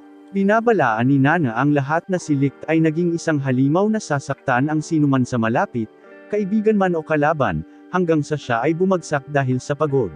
Naubusan ng amo si Son Ohara at nataman siya ni Lick, na lumilikha ng maliwanag na liwanag na nagpapadala sa kanya ng pagbagsak sa isang pader.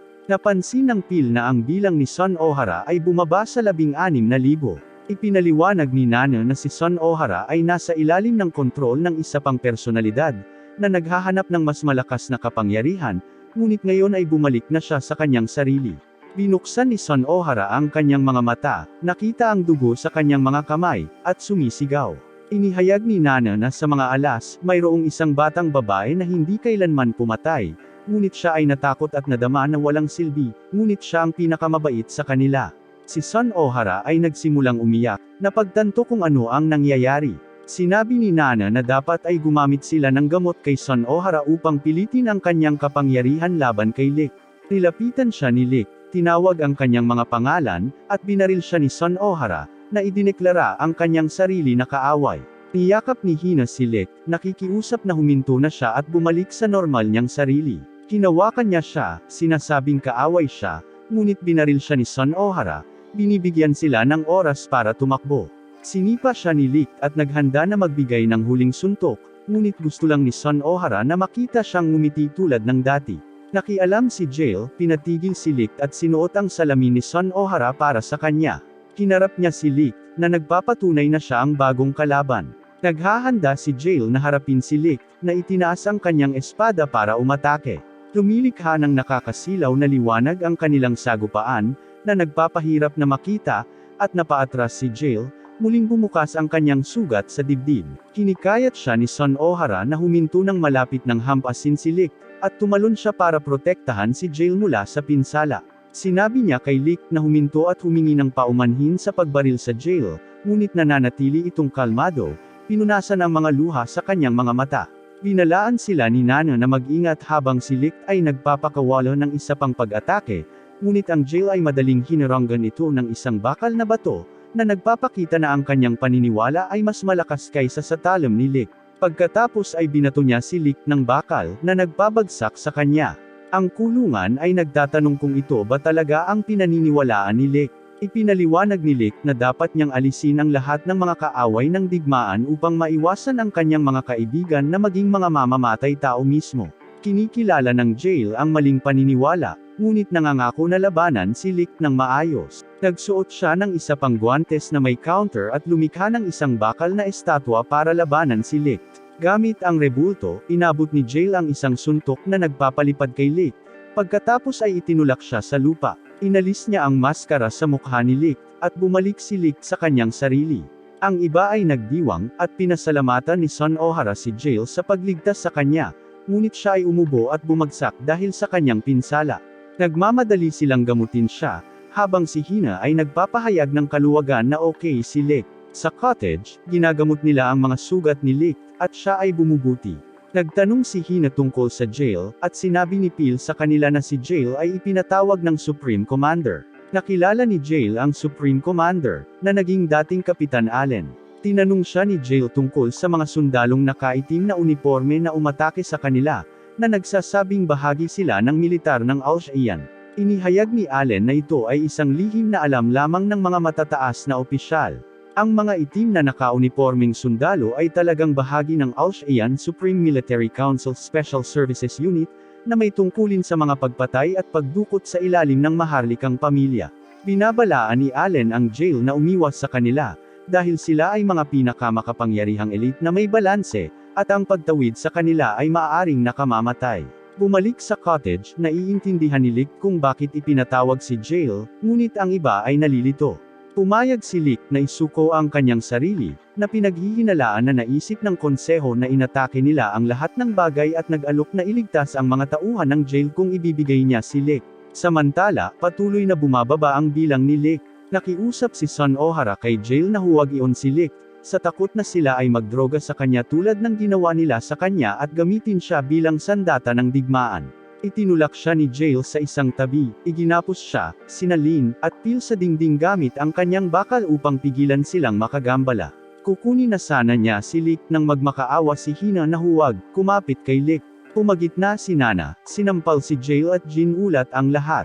Sinabi niya sa kanya na nagsasalita siya tungkol sa mga paniniwala ngunit hindi kailanman gumagawa ng mga desisyon sa kanyang sarili, palaging sumusunod sa mga utos na labag sa kanyang kalooban para lamang iligtas ang mga nakapaligid sa kanya. Si Lick, sa kabilang banda, ay lalabag sa mga utos na iyon at sasalungat sa hukbo at sa bansa upang protektahan ang lahat.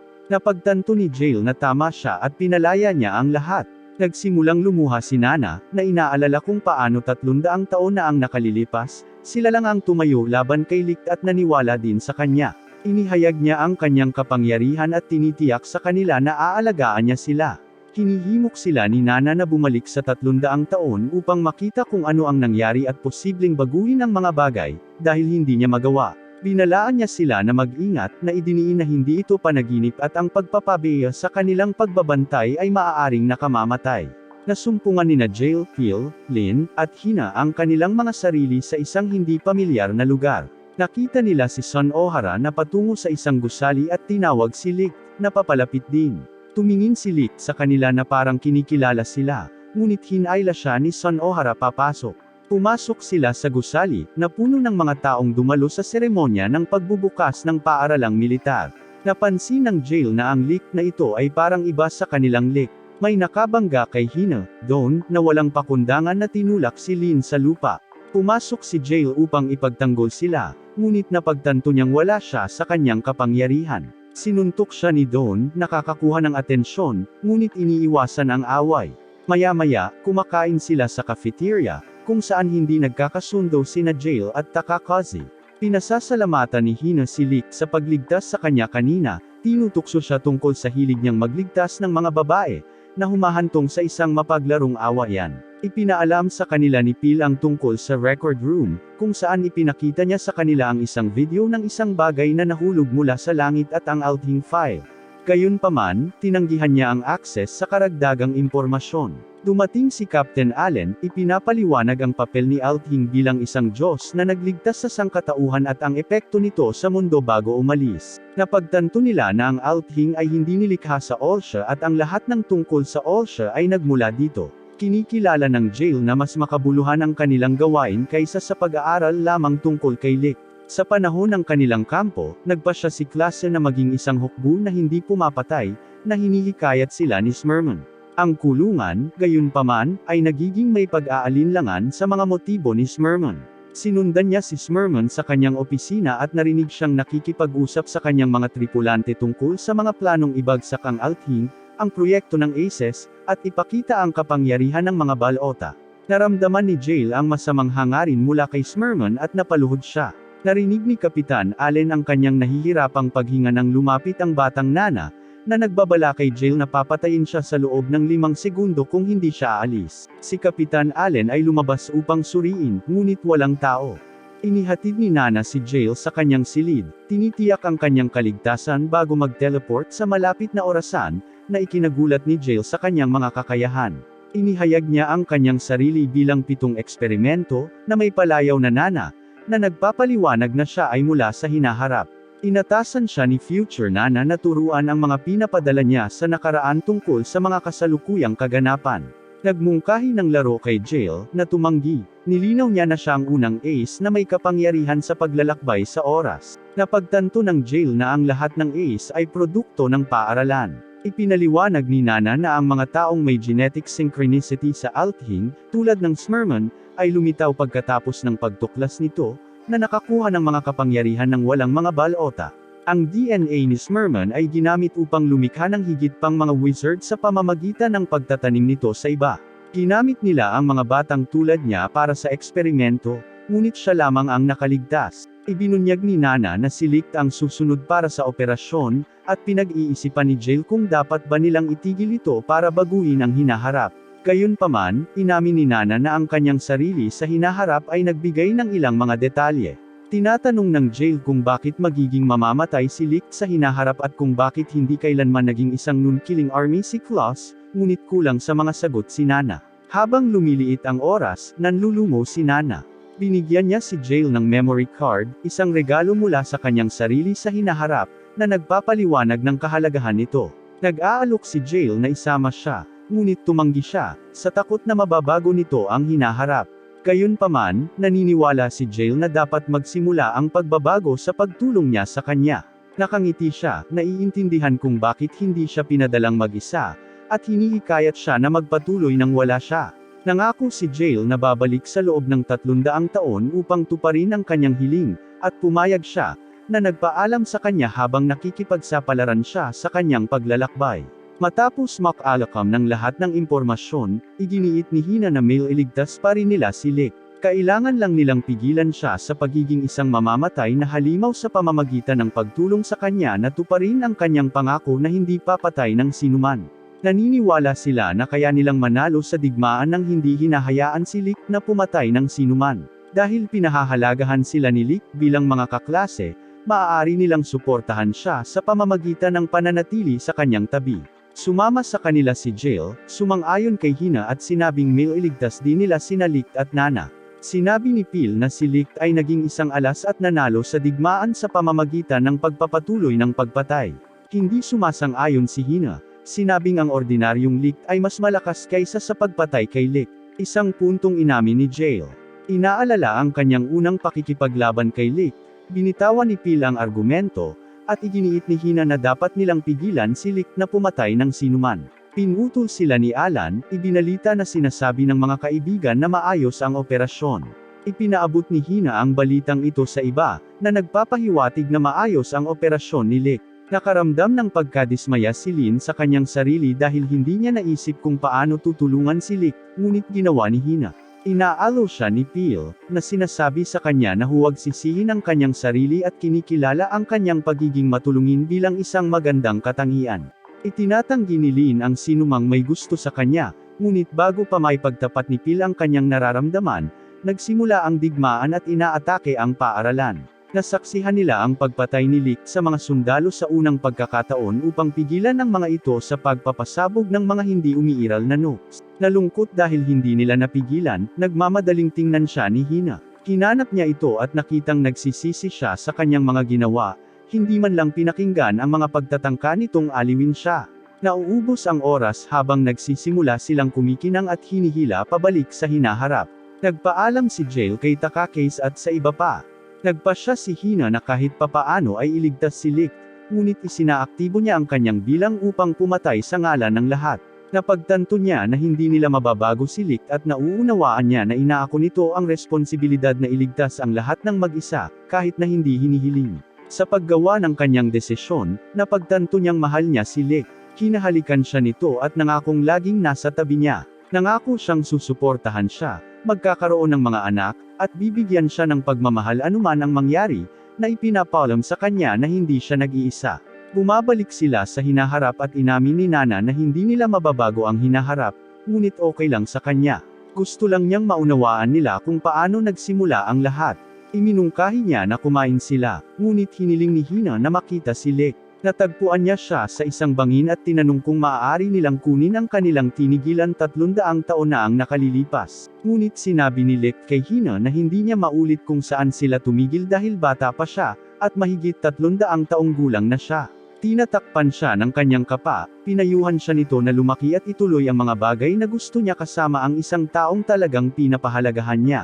Sa kanilang pagbabalik sa kampo, laking gulat ng lahat ng biglang suntukin ni JL si Licht. Hiniling niya kay Phil na ibigay sa kanya ang tablet na dinala nila pabalik. Naglalaman ito ng video ni Nana pagkatapos ng digmaan, kung saan binanggit niya ang pagiging asawa ni Licht, na nakakahiya kay Nana. Ang video ay nagpapatuloy sa pag-uulat ni Nana sa kapakanan ni Licht, at ang huling clip ay nagpapakita sa kanya ng pag-iyak, na nagkukumpisal na si Licht ay nagpapaalala sa digmaan sa tuwing nakikita siya nito, at hindi niya alam kung ano ang gagawin. Nakikiusap siya na iligtas siya. Sinubukan ni Nana na ipagtanggol ang sarili, sinabing ang mga iyon ay mga bagay na sinabi niya noong bata pa siya, ngunit niyakap siya ni Licht at humingi ng tawad. Ipinaliwanag niya na hindi niya tinanggal ang maskara dahil hindi niya alam kung anong ekspresyon ang isusuot, at ayaw niyang mag-alala siya. Maraming beses, hindi man lang siya nakagawa ng pekeng ngiti para pakalmayan siya. Pero ang totoo, nakaligtas siya ng 300 taon dahil nasa tabi niya ito. Muli siyang humingi ng tawad sa kanya, at tinanggap niya ito. Nang maglaon, sinubukan ni Licht na umalis sa kampo, ngunit hindi siya pababayaan ni Hina nang hindi tinutupad ang pangako sa kanya. Nagtatakda siya ng mga bitag para sa kanya, pinipigilan siya. Isa sa mga bitag ang nagsabit sa kanya ng patiwarik sa isang puno. Pinalaya niya siya, at sinubukan niyang tumakbo, ngunit nagsimula siyang umiyak, na sinasabi na sa bawat oras, palagi siyang iniiwan ni Licht, kahit na nangako siyang hindi. Simula nang bumalik siya mula sa nakaraan, tuluyan na siyang iniiwasan nito, at tinanong niya kung ganoon na ba ang galit nito sa kanya.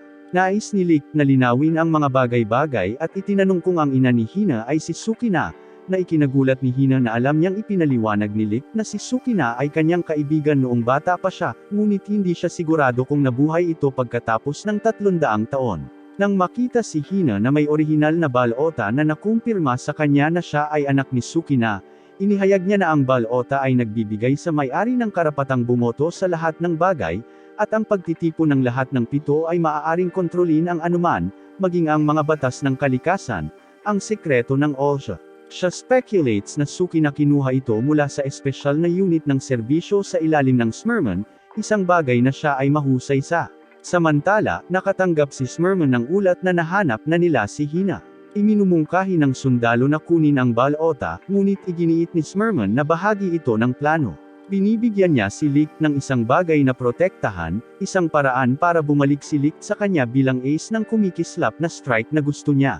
Sinabi ni Licht kay Hina na hindi siya ang alas na hinahanap niya at nagtanong kung alam niya ang tungkol sa kanyang ama. Sumagot siya na sinabi sa kanya ng kanyang ina na namatay siya noong nakaraan. Inihayag ni Licht na siya ang pumatay sa kanya at nakilala siya ni Hina noong nakaraan. Ipinakilala niya ang kanyang ama bilang Takakazi at ipinaliwanag na si Sukina ang kanyang kasintahan. Nagulat si Hina nang malaman ang lahat ng ito. Idinagdag niya na Hina ang pangalan ng balutang Takakazi na ginamit sa Waste Wars. Naniniwala si Licht na dapat niyang tingnan siya bilang isang bayani, ngunit bilang isang kaaway na dapat niyang kamuhian sa pagpatay sa kanyang ama. Ipinaalam niya sa kanya na muli niya itong iiwan para harapin ang hukbo ng kaaway. Sa labis na pagkagulat sa bagong impormasyong ito, hinimitay si Hina. Bago siya umalis, hinarap ng kulungan si Licht, tinanong siya kung ano ang balak niyang gawin sa orihinal na balota at kung talagang plano ni Licht na lipulin ang bansa gamit ito. Bilang isang opisyal ng militar, nararamdaman ng kulungan na tungkulin niyang pigilan si Licht, kung ganoon ang kaso. Inilabas ni Licht ang kanyang espada, handang lumaban sa kulungan. Inamin ni Jail na hindi niya gaanong pinahahalagahan ang pagkakaibigan, ngunit may iba sa kanilang grupo na ganoon. Tinatanong niya kung aalis na ba si Licht sa kanila, tulad ng ginawa niya sa Class A. Ipinaliwanag ni Licht na kailangan niyang umalis dahil maaaring mamatay ang mga susunod sa kanya sa larangan ng digmaan, at hindi niya mapapayagan silang magkaroon ng dugo sa kanilang mga kamay. Nakonsensya siya sa pagsira sa kanyang pangako na lumikha ng isang hukbo na hindi pumapatay, at siya lamang ang dapat na magdala ng pasanin na iyon. Binanggit ni Jail na alam niya ang nangyari sa nakaraan, ngunit sinabi ni Licht na ipinaglalaban niya ang lahat. Tinawag siyang tanga ni Jail, na itinuro ang sakit na naidulot niya sa mga naiwan niya at ang mga kasalanang dinadala niya sa pagpatay ng isang tao.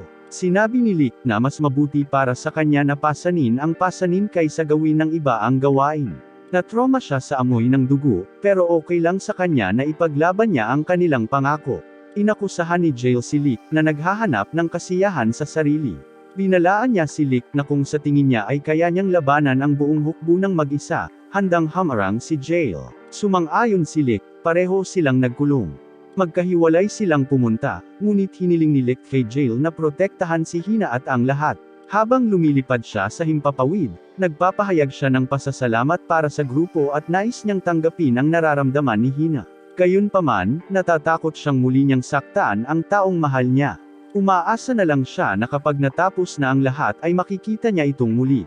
Ipinaalam kay Smyrman ang paglapit ni Licht, ngunit nagpasya siyang huwag hamarang at hinayaan si Don na manguna, dahil matagal na niyang hinihintay si Licht. Narating ni Licht ang kabisera, ngunit biglang inatake ng gravity force na bumagsak sa kanya sa lupa. Ipinagmamalaki ni Don na mahina ang kumikislap na strike ni Licht laban sa kanyang gravity power, na may numerong mahigit 120,000 sa kanyang dibdib. Ipinahayag ni Don ang kanyang sarili bilang natural na kaaway ni Licht. Sa kabila ng mga pagtatangka ni Licht na kausapin si Don, hindi nakikinig si Don at walang awang dinurog siya sa ilalim ng maraming bato. Kahit sa kanyang huling sandali, ang tanging natatandaan ni Licht ay si Hina. Hinahanap ng grupo si Licht sa guho. Nahanap siya ni Pil, ngunit malungkot na ipinaalam sa grupo na wala na si Licht. Bago sila makapagluksa, napapaligiran na sila ng militar. Nakatakas si Nana, ngunit nahuli nila sina Pil, Lin at Hina. Sa selda, tinanong sila ni Don, nagtataka kung bakit nasa kanyang memorya ang mga ito at nag-isip na hindi sila dapat nasa paaralan. Tinanong ni Lin kung pinatay niya si Licht, at pinatunayan ni Don, na binanggit na sinira ni Licht ang isang pangakong ginawa niya ngunit hindi ibinunyag ang mga detalye. Nagtanong siya tungkol sa Son Ohara, ngunit hindi nila alam, inaakusahan sila ng pagsisinungaling. Pinahirapan sila ni Don gamit ang isang gravity field hanggang sa iulat ng isang sundalo na dumating si Smurman. Binalaan niya ang grupo na si Smurman ay hindi katulad ng 300 taon na ang nakalilipas, kaya dapat nilang bantayan ang kanilang mga bibig upang manatiling buhay. Pinaghihinalaan din ni Smurman na si Nana ay dapat na manipulahin ang oras sa pamamagitan ng pagpapadala sa kanila sa nakaraan. Tinatanong ni Hina kung bakit siya nagtaksil sa klase pagkatapos nilang maniwala sa kanya, at si Lin ay sumasalamin sa kanyang damdamin. Gayunpaman, hamarang ang isang sundalo, tinutukan ng baril ang bibig ni Lin at iginiit na tawagin siya nito bilang general. Ipinaliwanag ni Smurman na nagsimula ang pagpili mula sa araw ng seremonya ng pagpasok. Ang hukbong hindi pumapatay ay isang pagsubok upang matanggal ang mahihina. Kung sila ay sapat na mapaniwalaan sa gayong pantasya, hindi sila nababagay sa hukbo na ikinalulungkot nila.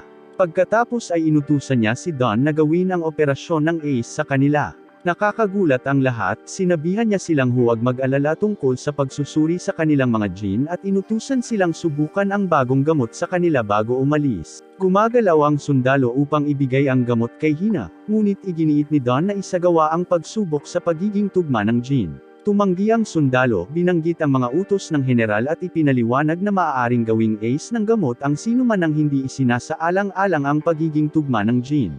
Kinarap ni Don ang gwardya para sa kanyang pagsunod at nagpasyang palayain sila, na inihayag na ang kanyang bilang ay batay sa dami ng beses na pinipilit niyang sumuko sa kanya ang isang tao. Tumanggi siyang sundin ang utos ng general at hinihimok silang umalis. Habang naghahanda silang umalis, sinubukan ni Hina na kunin ang kanyang mga tauhan, ngunit ang kanyang bag ay sumabit sa sinturon ng sundalo, napunit ito at naging sanhi ng pagkalaglag ng orihinal na balota. Sa galit, napagtanto ng sundalo na mayroon sila ng orihinal na balota at ginagamit ang kanyang gravity para idiin sila sa lupa. Ipinahayag niya na hindi niya hahayaang sirain nila ang Olsha, na ginawa ng mga ACE sa impyerno. Sinabi niya sa kanila na hindi niya hahayaang sirain ng sinuman, babae, o bata si Olsha. Iginiit ni Hina na hindi nila pinaplano, ngunit inakusahan niya siya ng pagsisinungaling at inilapat ang higit na gravity sa kanya. Naniniwala siya na ang pakikasama nila kay Licht ay patunay ng kanilang intensyon, kaya nagpasya siyang ipadala ang mga ito upang makasama siya sa kabilang buhay. Si Hina, malapit sa hagdan, ay sumusubok na tumakbo patungo sa kanyang kabayo, ngunit pinataas niya ang gravity sa kanya upang pigilan siya. Balak siyang patayin muna, si Lin at Pil ay kumapit kay Dome, binitawan ang kanyang gravity kay Lin, na nagpapahintulot sa kanya na lumipat. Sinabi sa kanya ni Hina na maabot si Licht dahil hindi siya patay. Sinipa ni Dome si Pil at sinakal si Hina, na sinasabing patay na si Licht, ngunit iginiit ni Hina na buhay siya at hinimok si Lin na gisingin siya. Mabilis na sumugod si Lin sa kabayo, at sinundan siya ni Dome, gamit ang kanyang gravity powers para batuhin siya, nasugatan ang kanyang mga binti. Sa kabila ng sakit, patuloy na sumasakay si Lin. Bumalik siya kina Hina at Pil, sinabing Hugo si Lin at mamamatay. Iginiit ni Hina na babalik si Lin kasama si Licht kahit anong mangyari, nakatitig sa mga mata ni Dome. Hinahamon niya siya na itaya ang kanyang buhay, at pumayag siya, kasama si Nana, na ibinunyag niyang nagtatago sa likod ng pader. Narating ni Lin ang lokasyon ni Licht at gumapang sa kanya dahil sa kanyang mga pinsala. Sinusubukan niyang gisingin ito, ngunit hindi ito tumutugon. Pagsapit ng gabi, sinabi ni Dong na papatayin niya sila sa pagsikat ng araw kung hindi lilito si Lick, tiwala na pinatay niya siya. Napagtanto ni Lin na huli na para kay Lick at sinubukan niyang ihatid ang kanyang mga iniisip, ngunit sumuko, nawala ng malay. Bigla siyang nagising upang makita ang mga taong nasa paligid niya, ginagamot ang kanyang mga sugat at hinihimok siyang sabihin ang kanyang mga huling salita. Sinabi niya kay Lick na mahal niya siya at nagpaalam. Sa pagsikat ng araw, si Lin, na mahina pa, ay sinubukang bumalik sa iba ngunit nagsimulang mahulog. Nahuli siya ni Lick, nagtatanong kung nasaan ang lahat, napagtantong buhay siya. Umiiyak siya sa kanyang mga bisig. Dahil sumikat na ang araw, naghahanda si Dong na gamitin ang kanyang gravity para patayin sila. Ngunit naniniwala pa rin si Hina na babalik si Lick, at alam din ni Dong na hindi patay si Lick. Malapit na niya itong durugan nang lumitaw si Lick sa isang iglap, dala ang isang nasugatan na Lin. Nakapagtataka, huminto si Dong nang magtanong si Lick ng sandali. Ibinigay ni Lick si Lin kay Pil, inutusan itong gamutin siya gamit ang pangunang lunas sa malapit, dahil maraming dugo ang nawala sa kanya. Sinundan siya ni Nana, sinabihan si Hina na manatili kay Lick. Pagkatapos, humingi ng tawad si Lick kay Hina, inamin na nagsinungaling siya sa kanya. Sinabi niya sa kanya na hindi siya bata, na nagpapahayag ng kanyang pagmamahal sa kanya. Inamin niya na sa kabila ng pangako ni Lin na sasabihin niya sa kanya, patuloy siyang tumakbo palayo sa kanya. Sinabi niya na hindi siya maaaring maging isang bayani dahil pinatay niya ang kanyang ama, ngunit hinanap siya ni Hina kahit na sinubukan niyang itulak siya palayo. Kinikilala ni Lick ang pananaw ni Hina, na napagtanto na kahit na lumayo siya sa klase, sa pamamagitan ng paggamit ng karahasan, hindi siya kailanman tunay na nag-iisa. Hinarap niya si Dong, inamin ang kanyang kabiguan na tuparin ang kanilang pangako, kahit na ayaw ni Lick na sirain ang kanyang panata na protektahan si Alicia. Nangangatuwiran si Dong na ang kaligtasan ng lungsod ay nakasalalay sa kanilang mga aksyon, na binabanggit ang banta ng kakulangan sa pagkain at mapagkukunan kung bumagsak si Alicia. Binato ni Dong si Lick, na umiwas sa kanila at nagtangkang maglaslas sa gravity sphere ng Dong. Determinado na hindi na muling suwayan ang kanyang pangako, nagpa siya si Lick na muling makasama si Hina, pinutol ang sibat at pinabagsak si Dong sa lupa. Iminungkahi niyang wakasan ang salungatan, ngunit biglang lumitaw muli si Son Ohara, ngayon ay may balak na patayin si Lick mismo, na gawing dalawa laban sa isang senaryo. Habang nagpaputok si Son Ohara, sinubukan ni Lick na tumakas, ngunit inyangkla siya ni Dong gamit ang kanyang gravity. Sa kabila ng paggamit ng kanyang espada upang ilihis ang mga bala, si Lick ay tinamaan, na natagpuan ang kanyang sarili sa isang tiyak na sitwasyon. Parehong Son Ohara at Dong ang walang humpay na sinasalakay si Lick. Hinahabol siya ng putok ng baril ni Son Ohara, habang pinipigilan siya ng gravitational force ni Dong sa tuwing magtatangka siyang tumakas. Kahit na si Lick ay umaakyat sa langit, ang mga bala ni Son Ohara ay tumama sa kanya. Pinagsasama ni Dong ang kanyang kapangyarihan sa mga bala, na lumilikha ng mga gravity-infused projectiles na nagpatumba kay Lick mula sa himpapawid. Sa kabila ng barrage, nananatiling determinado si Lick, na nagpa siya na oras na para tapusin ang labanan.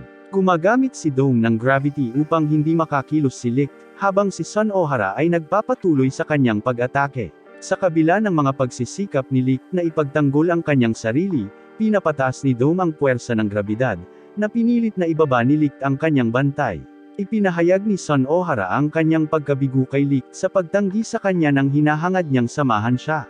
Tinatanong niya kung bakit kailangan niyang magbuhos ng mas maraming dugo para maging malapit sa kanya. Habang si Lick ay patuloy na umiiwas sa kanyang mga putok, sinisisi ni Dong si Lick para sa pagbabagong anyo ni Son Ohara, dinurog siya sa lupa at inakusahan siyang nililinlang sila tungkol sa pagiging isang hukbo na hindi pumapatay. Sinubukan ni Lick na ipagtanggol ang kanyang sarili, ngunit mas dinurog siya ni Dong, na inakusahan siyang sinira ang kanyang pangako. Naalala ni Lick ang pagtatanong kay Dong noong panahon ng digmaan kung bakit kailangan nilang pumatay, kahit mga bata, sa panahon ng digmaan. Sinabi lang ni Dong na ito ay digmaan, at ngayon kailangan nilang tiyakin na sila ang huling gagawa ng mga pagpatay. Sinubukan ni Lick na pakinggan si Dong, ngunit tumanggi siya. Tumalon si Nana, sinabihan si Dong na huminto, sinasabing hindi ito kasalanan ni Lick, ngunit tinamaan siya nito. Hindi sigurado sa susunod na gagawin at sinusubukang iligtas ang lahat, gustong ilabas ni Lick ang kanyang buong potensyal na alas, ngunit ayaw niya. Nang malapit na siya, lumitaw ang kulungan, sinira ang gravity pull kay Lick. Tinanong ni Lick kung bakit dumating si Jail, at sinabi ng Jail na hiniling sa kanya ni Lick na protektahan ang lahat, at hindi niya kailanman tinatanggihan ang kahilingan ng isang kaibigan. Sinalakay sila ni Dome at Son O'Hara, ngunit pinalihis ni Lick at Jail ang parehong pag-atake. Nakaharap si Jail kay Son O'Hara, na nagtanong kung bakit siya nakialam noong malapit nang maging alas si Lick. Sinabi ng kulungan na ayaw ni Lick. Inakusahan siya ni Son O'Hara ng pagsisinungaling at pagbaril sa Jail, ngunit ang mga bala ay napalihis. Kinukutya niya si Jail, sinasabing iisa lang ang kapangyarihan niya, ngunit sapat na ang sabi nito para pigilan siya. Pinaputukan niya ito, ang ilang mga bala ay tumama habang ang iba ay pinalihis. Ipinagmamalaki ni Son O'Hara ang pagiging isang alas na sinasabing hindi siya matatalo ni Jail, ngunit tumutol si Jail, na sinasabing hindi siya katulad ni Lick, na nagagalit sa kanya. Nagtalo siya na kamukha niya si Lick at nagsimulang bumaril sa Jail, ngunit hindi siya tinatamaan ng kanyang mga bala. Nalilito at bigo, ipinangako niyang hindi niya hahayaang alisin siya ni Jail mula kay Lick, ngunit hindi epektibo ang kanyang mga bala laban sa kanya. Kalmadong lumapit si Jail sa kanya, itinuro na ang kanyang mga bala ay kulang sa paniniwala. Binubusan niya ng laman ang kanyang baril, at sinubukan niya ang isa pa, ngunit hindi pa rin ito gumagana. Ipinaliwanag ni Jail na kung walang tunay na paniniwala, ang kanyang mga bala ay hindi maaaring makapinsala sa kanya. Sinubukan ni Son O'Hara na mag-reload, ngunit nanginginig ang kanyang mga kamay sa kawalan ng katiyakan. Ang bilangguan ay nagsasara ng puwang, na nagtatanong sa kanyang mga paniniwala. She break down, admitting her conviction is to not shoot anyone, crying. Samantala, galit na galit si Dome na natalo si Son O'Hara, ngunit alam niyang kailangan niyang harapin si Lick para maabot siya. Pinalihis ni Lick ang lahat ng mga orbs ng Dome, na kinikilala na sinisira nila ang kanilang pangako. Sa kabila ng paghampas sa kanya ni Dome ng isang globo, na dinasarmahan ang kanyang espada, naninindigan si Lick, na tinatanggihan ang isang mundo kung saan kailangan ang pagpatay para makakuha. Nangako siyang magsimulang muli, nagsusumikap na lumikha ng isang mas mahusay na mundo kasama ang kanyang mga bagong kaalyado. Inanyayahan niya si Dome na sumama sa kanya, ngunit tumanggi si Dome, at nasangkot sila sa isang matinding labanan, na halos magkatamba. Maya-maya, napaluhod silang dalawa na dumudugo ang noo. Sa pagmumuni-muni sa kanilang ibinahaging nakaraan, ipinaalala ni Lick kay Dome ang digmaang pinagsamahan nila. Ipinagtapat niya ang kanyang pakikibaka sa pagpatay sa mga bata, na humantong sa kanilang mga kaaway na manipulahin ang mga bata sa pag-atake sa kanya. Sa kabila ng intervention ni Dome, kinailangan ni Lick na ipagtanggol ang kanyang sarili, ayaw hayaang mahulog muli si Alicia sa kaguluhan. Habang inilalabas ni Dome ang kanyang mga orbs na nakakulong kay Lick sa isang black hole, tumanggi si Lick na tanggapin ang pagkatalo, determinadong tuparin ang kanyang pangako at bumuo ng isang magandang kinabukasan. Nagising si Lick upang makita ang kanyang sarili sa isang patlang na puno ng mga bungo na umaabot sa abot ng kanyang nakikita. Biglang lumitaw ang mga maskara sa kanyang harapan, na sinasabing sila ang mga maskara ng mga aces. Sinimulan nilang punuin ang kanyang ulo ng madilim na pag-iisip, na sinasabi na sila ay umiiral lamang upang pumatay, at ang kanilang mga kaluluwa ay hindi kailanman makakahanap ng katubusan. Maging ang sariling maskara ni Lick ay lumilitaw, at handa na siyang humagulgol. Ngunit ang maskara ay nagsasabi sa kanya ng isang bagay na nakakaligalig na si Lick ay handa nang magpakamatay. Ang maskara ay nag-aalok kay Lick ng isang paraan sa lahat ng ito. Kung ayaw na niyang pumatay, pwede na lang siyang magtagal doon. Walang makakaabot sa kanila, at dahil walang papatay, hindi na nila kailangang magbuhos ng dugo. Ngunit tumanggi si Lick, sinabing hindi siya makukulong doon. Nilalazlas niya ang isa sa mga maskara, ngunit nagbalik lamang ito, nagbabala sa kanya na habang sinusubukan niya, mas lalo siyang nasasaktan. Naninindigan si Lick, na ipinahayag na hinihintay siya ng kanyang mga kaibigan. Patuloy siyang naglalazlas sa mga maskara, ngunit patuloy silang nagsasama. Tinatawag nila siyang commander ng isang imposibleng panaginip, isang hukbo na hindi pumapatay, ngunit pinamumunuan ng isang mamamatay. Inamin ni Lick na siya ay nagkamali, kahit na sinasaktan ang kanyang mga kaibigan sa proseso. Ngunit gusto niyang ayusin ang mga bagay. Gayunpaman, sinasabi sa kanya ng maskara na hindi ito posible. Ang tanging solusyon ay ang manatili siya sa larangan ng mga bungo. Kinampas niya ang maskara ni Takakaze, na nagtatanong kung gusto niyang hawakan si Hina sa mga kamay na pumatay sa kanyang ama. Sumang-ayon si Licht at sumuko, na bigla sa bigat ng kanyang mga aksyon. Pero maya-maya, narinig niyang tinatawag siya ni Hina. Sinabi sa kanya ni Dune na hindi na siya babalik, ngunit iginiit ni Hina na gagawin ito ni Licht dahil hindi siya sumuko, at hindi rin siya babalik. Sumang-ayon sina Jail at Son Ohara, na naniniwalang babalik si Licht. Naghahanda si Dune na hampasin sila, ngunit naging mas malinaw ang boses ni Hina, at tumayo si Licht, inaalala ang kanyang pangako. Siya ay patuloy na tumatawag para sa kanya, at ipinahayag niya na ipinangako niya sa kanya na babalik siya at mananalo sa labanan. Ang kanyang espada ay nagsimulang kumikinang habang sinasabi niya ang mga maskara na babalik siya sa mga taong mahalaga sa kanya. Binabalaan siya ng mga ito na masasaktan siya kung babalik siya, ngunit sinabi niya na mayroon siyang mga taong makakasama sa sakit na iyon at makakapagbahagi ng kanyang damdamin. Hinihiwa niya ang lahat ng maskara at tinusok ang button ng mga bungo. Ang globo ni Dune sa kanyang kamay ay nagsimulang kumikinang at lumawak, at lumabas si Licht. Sinabi kay Dune na nangako siya kay klase at hindi pa natutupad ang pangakong iyon. Galit na galit si Dune at sinubukan siyang salakayin, ngunit hinarang ito ni Licht. Inanyayahan si Dune na sumama sa kanya habang sinuntok niya siya sa isang pader, na natalo siya. Yung iba sumama sa kanya, masaya na nakabalik na siya.